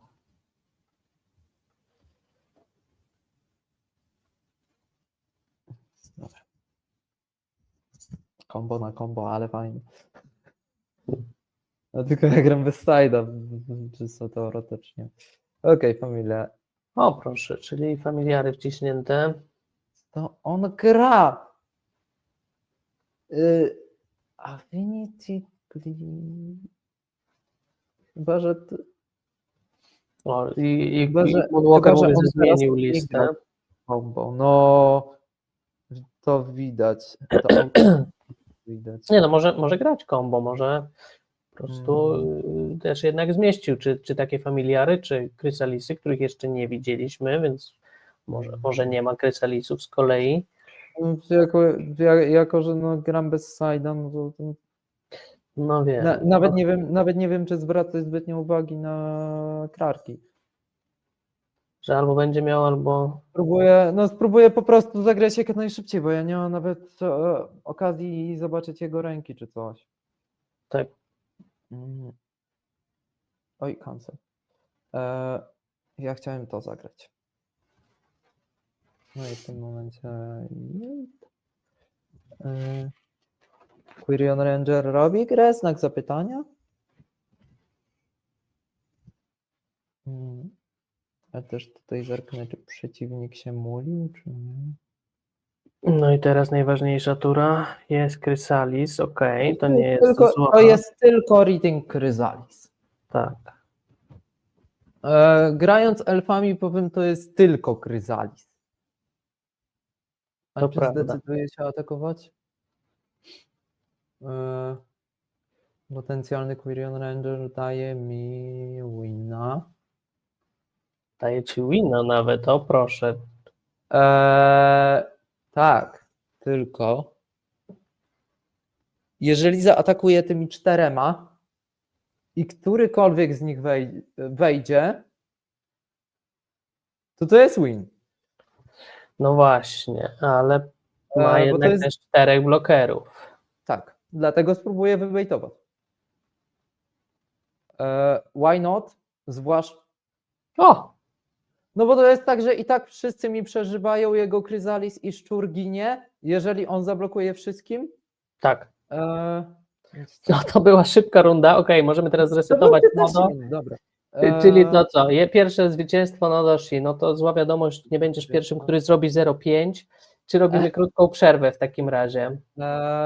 Tak, ja po prostu zakończę streamowanie. Na razie Dobra, zresetujemy. to widzimy się za momencik. Doshi resetuje modo, ja też zrobię przerwę i do zobaczenia. Trzymajcie. No to witamy po przerwie krótkiej, jesteśmy już z wami, będziemy zaraz grali 4. rundę. Jest już 23:26, więc no ten długi wstęp nam trochę to przeciągnął, ale Doshi gra szybko, albo szybko przegrywa, albo szybko wygrywa tę ostatnią grę bez sideboardu. Mam nadzieję, że teraz modo po zresetowaniu już pozwoli nam normalnie rozegrać i nie trzeba będzie. Aż się zacząłem zastanawiać, czy to była pierwsza wygrana w Pauper Dojo bez użycia sideboardu na removal. Tak, dokładnie. To była pierwsza wygrana bez użycia sideboardu, dokładnie. No to w sumie chyba nie najłatwiejszy matchup, ale coś przeciwnikowi nie podeszło. Kolejna gra? I jedziemy 4. grę. Przed północą już raczej nie skończymy, ale możemy jechać szybko. Barw. O, czy mi to coś mówi? To nie jest jakiś gracz apki? Może? 2 Winding Waye. I kto zaczyna? I my zaczynamy. To jest świetna ręka. Barw wróż i Judgment pyta. O, wróż? okej. Ale Dobra. jakie? Jeszcze się nie dowiemy, może izetowe. Was is das? Sitting Landscape. Dimirowe podpowiada Ludrox. Okej, Dimirowe wróżki. Moonwalker też potwierdza. I 3. Winding Way. No dobra. Zacznę elitką, bo nie chcę też się overflowować kartami w momencie, kiedy nie mam więcej many. Jakbym dobrał Birchlora, to by było fajnie. Dimirowe wróżki mogą być problemem. Problemem są mainowe. Tak. Problemem są mainowe. Właśnie, co cię najbardziej boli? Snafauty?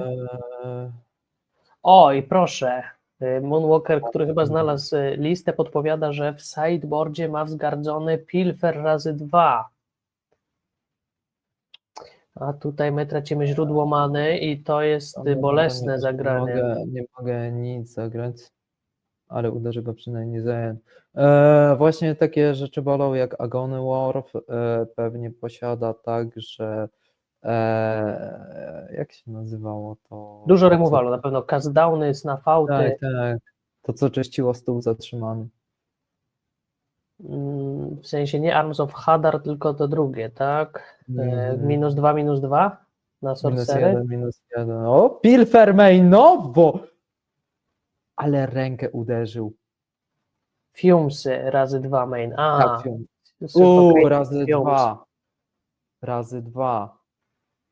To Mainowograd naprawdę dużo hejtu. A ja miałem fajną rąsię. Tyle mogę powiedzieć. Miałem. Była, tylko mana nie doszła, No, elf ręka jedyny była fajna. zginął. Mhm. Land. Okej, To jest nawet lepiej. to też może być. Nie w tej Mm. turze może, ale Tak, ale sobie zaatakuję. będziemy wygrywać.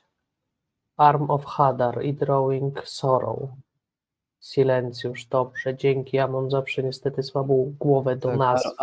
Arms of Hadar i Drown in Sorrow, ale zapomniałem nazwy Suffocating Fumes. Tapuję po jedną czarną. O, proszę, czyżby jakiś monarcha? Co tutaj będzie? Nie.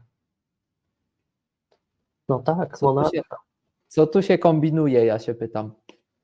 No, taki bloker wjeżdża. Co jest? Też, jeżeli ma na ręku rzeczywiście removale Mhm.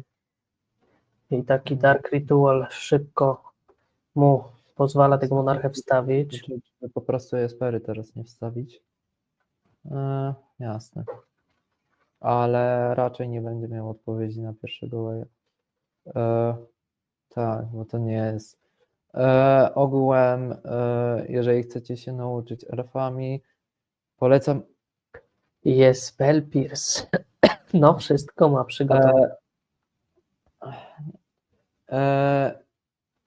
Jeżeli chcecie nauczyć się elfami, polecam je pożyczyć albo kupić. Nie polecam się uczyć nimi na modo, bo na modo naprawdę się ciężko tym gra. Jak widzicie. Dużo się klika. Mhm. No dobra, Barw miał Spell Pierce'a, też spodziewam się jakiegoś remowalu, będzie teraz dobierał. Ale szczerze, Jest. ku mojemu zdziwieniu wyrzucił mi pierwszą hydrę zamiast jednego z wave'ów. No spróbujemy jeszcze No raz. też jednego z wave'ów to jest jednak jedna z To. 3. Tak, ale to uderzenie w hydrę też mnie zaskoczyło.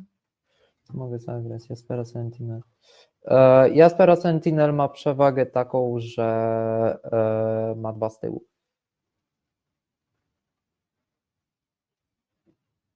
A to jest naprawdę bardzo duża przewaga. Ale ja dobrze kojarzę, że Barw to jest jakiś taki znany zawodnik grający Generalnie dość dużo. też mi się tak wydaje. No to będziemy się męczyć, Doshi. Trzymam kciuki. Fortelka. Obstawiam, że na Fortelu jest, O, proszę, czyli to nie są wróżki. Dimir Terror, okej. Obstawiam, że na Fortelu jest. Karta, co dobiera? Tak, tak. 2 i skrajuje 2. Tak. Wow. To się poszalało. Tylko problem jest taki, że. Co zdążymy pozagrywać? Zastanawiam się pomiędzy Priest of Titania albo Elwisher. Na pewno druga jest Pera. Trudno. Znasz, elfami się manualnie tapuje lepiej. Boli brak Quirion Rangera. I to bardzo boli. No i boję się, że będzie jakiś zaraz removal leciał, że nie pozwoli nam wziąć tyle many z Priest of Titania. Znaczy, jeżeli snafautnie mi Priestkę, to zagram sobie Wisherkę. Tutaj jeszcze Dark Ritual. Ludwik pyta, czemu się nie gra czegoś, co daje haste'a kritom, jakiegoś właśnie Tuk-Tuka albo Drawbridge'a. Czy widziałbyś na to? O, Behold the Multicast właśnie, to jest to. Czy widziałbyś coś takiego dającego jednak haste'a? Testowałeś coś takiego? O Jezu. O Jezu, o Jezu. Jeżeli chodzi o Tuktuka albo Drawbridge'a testowałem, ale Drawbridge ma wadę, że on no, ma problem utrzymać się w stole, a jeżeli chodzi o Tuktuka, ma problem, że kosztuje czerwoną manę. I to nie przyspiesza aż tak zbytnio gry, jak to się wydaje, bo obecnie elfy są w stanie czysto te... Co tu się... Od Janie Pawła, ja się pytam. Bo jeżeli chodzi o elfy, no to one obecnie są w stanie zabić nawet w trzeciej turze przy idealnej komboturze, a konsystentnie kombią się w czwartej. Okej, snapą turystkę. 5 damage'a. No to proszę bardzo, Well Wisher. Ja w tym momencie jestem w stanie go obsypać dość dużą ilością elfów. Konkretnie za dużo nie stapować, to stapuję Well Wisherkę, stapuję to i stapuję to, bo i tak nie jestem martwy, Timberwatch. No tak, Jeszcze jesteśmy w mam stanie jeden kołtnik. wrzucić dużo elfów. Niestety przeciwnik ma taki szeroki stół, ma cały czas tego terrora, dużo ptaków i ma pełną rękę, gdzie, tak jak wiemy, gra i dwa suffocating fumesy w mainie, więc niestety może to wyglądać groźnie. A kolejny Lorien? Czyżby? No tak myślałem. Ale ten szeroki stół nie przeszkadza mi w momencie, kiedy mam Well Wisherkę w stole. No i Timberwatcha. Ale potrzebuję dobrać teraz trochę removalu jednak. Snuff out, target, Timberwatch, ok. To z wielkim spokojem, bo mam backup na ręce. Pytanie, czy mam, jak mi zabić Wisherkę? Mhm. Do 4 życia! To, Wow. no tak.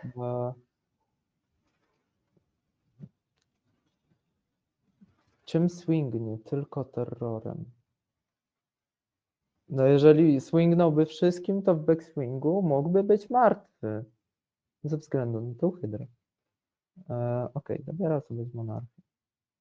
No ma jeszcze cały czas 7 kart na ręku, 2 otwartej many, to może być snafauty poleciały 3 czy To 4? dalej. Z nefautów poleciało tyle, że nie może zagrać kolejnego. No tak, nie może na pewno, okej, ale może być, no właśnie, cast down, może być Ale counter spell na hydrę. To ja sobie w obecnej chwili no trochę mało many na hydrę jest. Ja sobie to, no i teraz będę zmuszony do blokowania counter spell. Na pierwszego nie poszedł. Counter spell. Tylko jednego mi skontrował? Dziwnie. No pytanie, czy my nie będziemy zaraz martwi trochę? No. Niestety jest ciężko. Jest 10. ciężko. Znaczy, czym on się zdecyduje zaatakować? Ma 9 ptaków, jakby nie patrzeć. No. I cały czas 7 kart, o których nie wiemy. Jeżeli zaatakuje wszystkim, to jestem martwy, ale czy to zrobi? Lorien! No też, kurczę. No Nie, no te Dark Rituale to jest autentycznie bardzo ciekawy dodatek.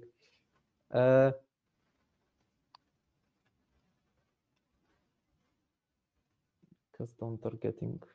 Spera Sentin. No to jest po grze chyba. 2 blokerów. No niestety. Blokerów, za dużo atakerów. Tak. No nie. No to jakbym nawet chciał, to bym tego nie wybronił. Ale ja po prostu mogę zagrać Hydra z XM0 i... Idboard. 4 windy. Czy Coalition Honor Guardy też pod ten chyba cały removal? Guardy i Vinesy. No na pewno nie potrzebuję Wandali. Mogę ścinać enty na spokojnie. Czy mi hydr tyle potrzeba? Nie. Czy mi wisherek tyle potrzeba? Nie. Timberwatche, muszę mieć miejsce na interakcję. No i Priest of Titania. Czyli jak zwykle ścinamy wszystko po jednym. Nigdy nie ścinam Fyndhornów ani nigdy nie ścinam, że tak to ujmę, one dropów, bo 8 źródeł kolorowej many, Quiriony, które są najmocniejszą kartą w tym deku, no i manodajki, które dają jeden many, jednak też A są mocne. te Dwayne's Elite teraz w tym meczapie, jaki masz na nie plan? No właśnie, my się zastanawiam. Timberwatch, zostawiając hydrę i ścięcie 3 elitek. Bo niby są 3 te i one przyspieszają nam. Ale czy to jest ten matchup, na którym potrzeba przyspieszenia? No bo w tym matchupie musimy działać dość szybko, więc te Dwayne's Elite chyba jednak elity zostaną. A Okej. zetnę po prostu po jednym każdego. Bo na kontrolę jednak no, nie mamy czasu. Muszą być interakcje, ale musi być też szybko.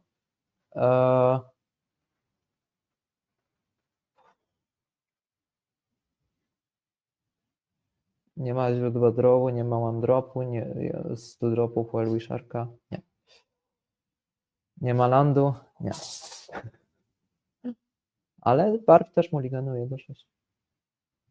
Do 4! No, my musimy dalej niestety kopać, widzę cały czas tak, drugi no-lander.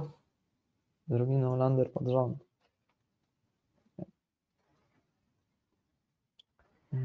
To już musimy chyba kipnąć. Winding Way. Mogę jeszcze jeden mulligan. No to już do 4 jesteśmy, prawda? Czy do 3 kart? Tak, teraz do 4. Bo w tym momencie no No wiem, mamy też. Quirionkę i Elitę i ewentualnie Wellwishera, ale co dalej? Jesteśmy na play. Do 3 próbujemy. Elfy nie chcą współpracować dzisiaj. No niestety, na 3 kartach będziemy musieli się ścigać, nie mamy Winding Way'a, żeby się dokopać do czegoś więcej. No trudno. No ale Żyć. te 2-0 landery na 6 i 5 kartach były jednak. No a z pierwszej ręki za wolno. Nic bym nie wyciągnął. No to Okej, prawda. może jakiś Winding Way? Wisher. Ale muszę Ci też i przyznać, że bałem się, że tymi elfami to będziemy tak długo grali, że to będzie walka po prostu, tak jak mówiłeś, że czasami się zdobywa po 100 życia i to się ciągnie, a tutaj kurczę, szybciutko, pyk, pyk, pyk. I Tak, no, trafiam na te łatwe meczapy, w sensie szybkie meczapy, no nie, łatwe to one nie są. no tak, nie, bo na razie do tyłu. Mamy 1 damage'a i się leczymy.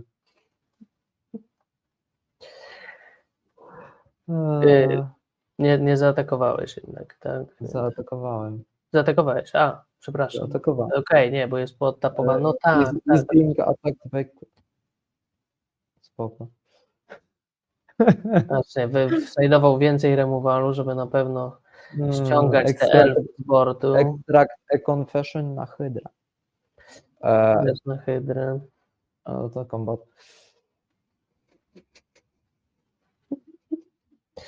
Powtarzamy turn tu.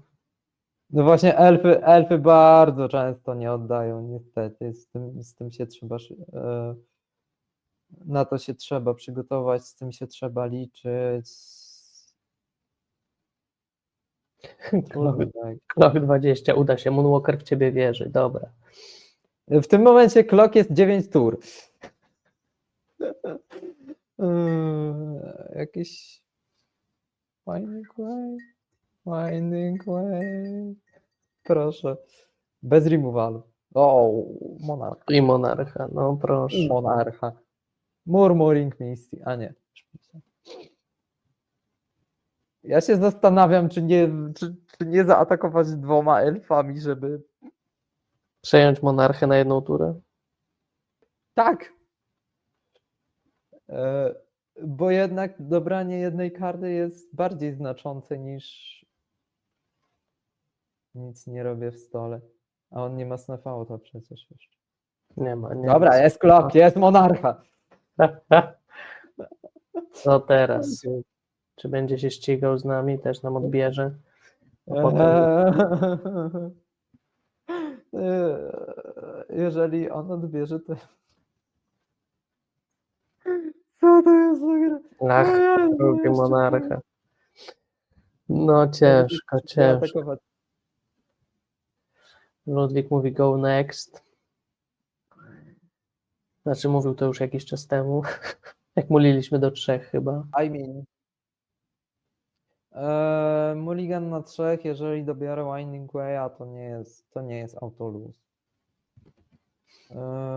On ma 5 kart na ręce. Zobaczmy, jak gra się potoczy dalej. W Kiwie? W mainie.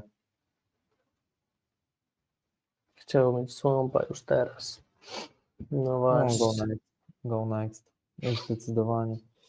Obstawiam, że ma kontry.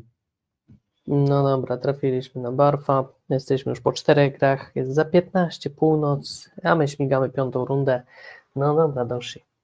Gra toczy No. się wartko. Próbujemy. Nie jest łatwo. Matchupy w sumie ciężkie, bo i Awka, i Madness to są ciężkie matchupy. I UB tak samo, a dzisiejsze drawy zdecydowanie nie pomagają przy tym. Nie, te pierwsze gry zarówno na Awkę, jak i na Madnessa były imponujące, ale potem było ciężko. O. Te opening handy, kurczę, no często też dobre. Jestem na play. Na początku wyglądają dobrze. Na kogo trafiliśmy? Artur Costa. Artur Costa. A Czyli to to jest będzie mega rank. pierwszy bardzo Pauper dobry. Dojo też bez trafienia na żadnego ziomka, na żadnego znajomego. Pierwsza? Chyba tak. Zawsze kogoś spotykaliśmy. Przez pierwsze odcinki trafialiśmy na Bombaja. Ten O, właśnie tak. Even Nop był parę razy. Przez pierwsze 2 z rzędu na Bombaja, a trzeci z Bombaj. No tak, właśnie to było, że już nie możemy więcej na Bombaja, trzeba Bombaja zaprosić. Niebieskie, co niebieskie? Czym on gra? Dlatego mogę sobie teraz na spokojnie zagrać Priestkę z Jasperą, myślę. Bo nie ma na to kontry, a Winding Force Way Spike'i, nie boimy się Force Spike. Mm, A są Force Spike'i, tak? Obawiałem się tego. Obawiałem się tego. Ale styl. Coś tam Czyli jest. co może być? Mogą to być wróżki na przykład, bo chyba też Force Spike'ami grał Skóra nawet jakoś. Mono U. Czy to będzie mono U? Zobaczymy. No, trochę boli ten Force Spike Priestkę, ale trudno.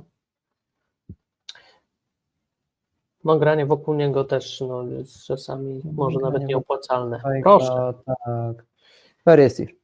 mono wróżki. Pytanie, czy ma land? Jeżeli nie, to sytuacja nie jest zła. Zrezolwujemy czy Winding Way'a. Teraz ja będę próbował resolvować. Zdecydowanie. Ale czy to jest mono U, czy UB, czy UR? Czy... UR to na pewno nie jest. No dobra, bo nie ma są convert. Ale czy to jest mono U, czy UB, czy co? Myśli. Takiego właśnie, czy kipnął One-Landera rzeczywiście z Ferisirem i teraz szuka lądów, to byłoby bardziej wtedy mono U, myślę. To kontra Force Spike'a, ten Force Spike w Priestkę boli. Bottom. Szuka landa? Nie, dobra, ma. Ma land. Czy ma spell piercy też?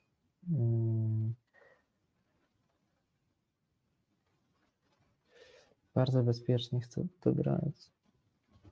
No, chcemy, żeby ten Winding Way zrezolwował. Trudno się mówi.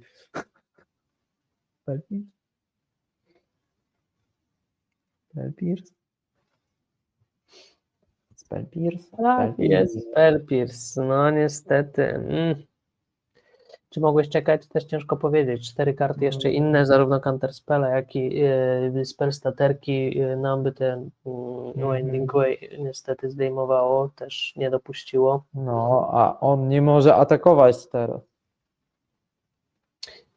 On nie może atakować, to jest właśnie też plus Jaspery, nie będzie ninjutsu chyba, mamy nadzieję. W sensie, że nie, znaczy no będzie blok na pewno, ale że nie zdejmie nam. Szapy pomogą bardzo. No, Nie, najbardziej boli ten Force Spike Priska, ale nie spodziewałem się Force Spike'a. Mogłem w sumie zagrać najpierw tego landa, a potem Priska, ale już trudno. tutaj musimy pamiętać o Brain Barrow Intruderach, więc nie możemy czasami nie wymienić 1-1. Co może grać? Raczej mutageników nie gra się obecnie. On nie gra nic, jak widzimy. Wisher. Wisher? Siadł. Okej. No jak Wisherka siadła, to jest dobrze. Ale nawet jak zagra wróżkę tutaj, potem zagra ninja, to i tak ten ninja będzie blokowany przez Wandala. A jak zagram drugiego Wandala, to już będzie fajnie. Ale teraz troszkę problem, bo wróżek się nagromadziło.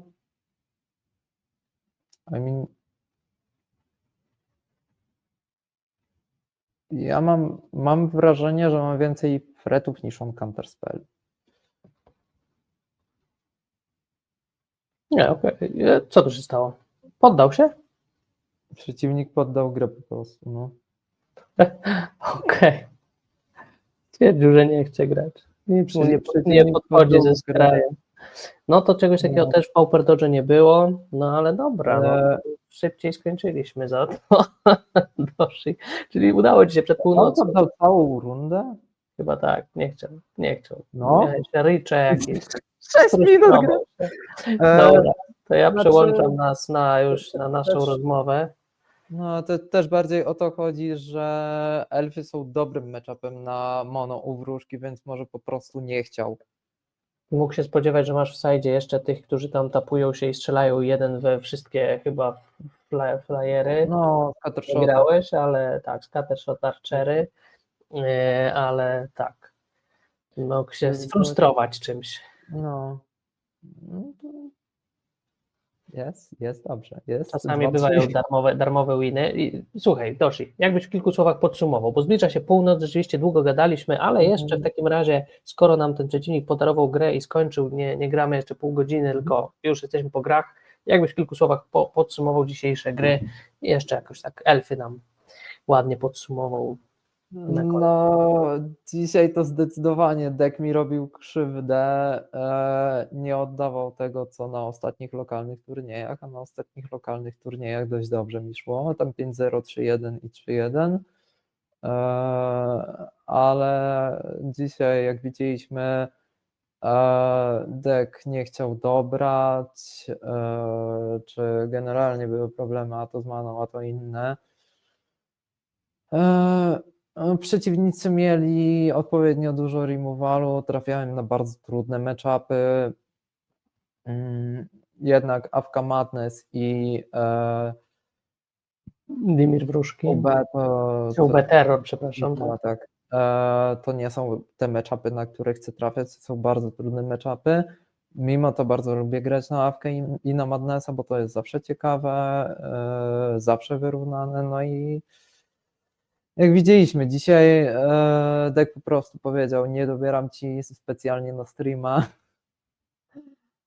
nie daję ci kart, których chcesz i było ciężko, ale uważam, że i tak dość dobrze mi poszło, bo ta wygrana bez sideboardu to też była mega dobra.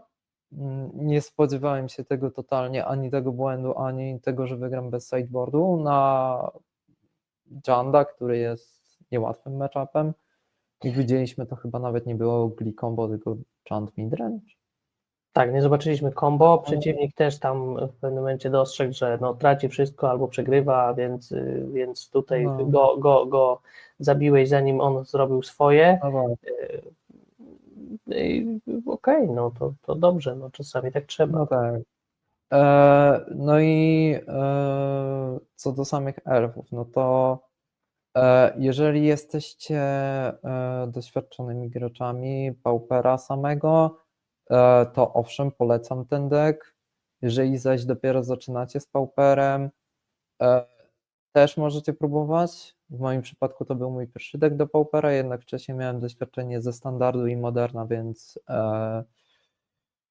troszkę było.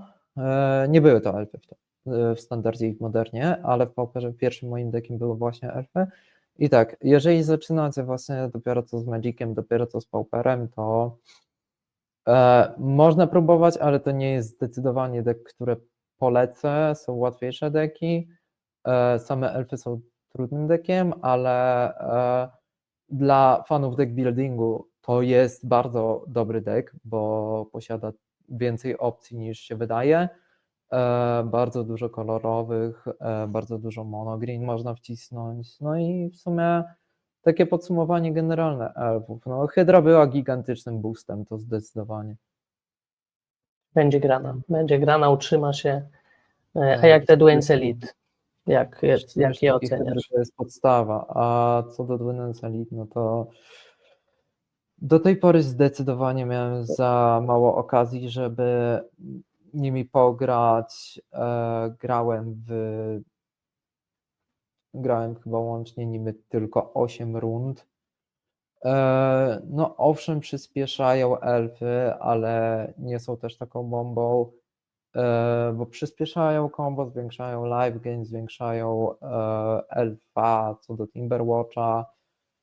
No i nie jestem w stanie obecnie, za krótko karta jest w formacie, jednak mam wrażenie, że zadomowi się w elfach w tych 2-3 sztukach, żeby iść pod combo bardziej w kolorowych, bym powiedział, niż monogreen. No i w sumie tyle o Elicie. A jak ci się w ogóle grało w Dojo? Jak na takim streamie, Dobrze. gdzie trzeba gadać, gdzie trzeba, wiesz, wszyscy cię obserwują, komentują jeszcze, był stresik? Lubię gadać. No, dobrze, czyli przyjemnie. Trochę stresu było, przez ten stres misowałem takie playe w stylu, a czemu nie zaatakowałeś wszystkim, to właśnie to na Madnessa, po czym nie zrobił trucznicy, po swojej turze przeciwnik nie zabił.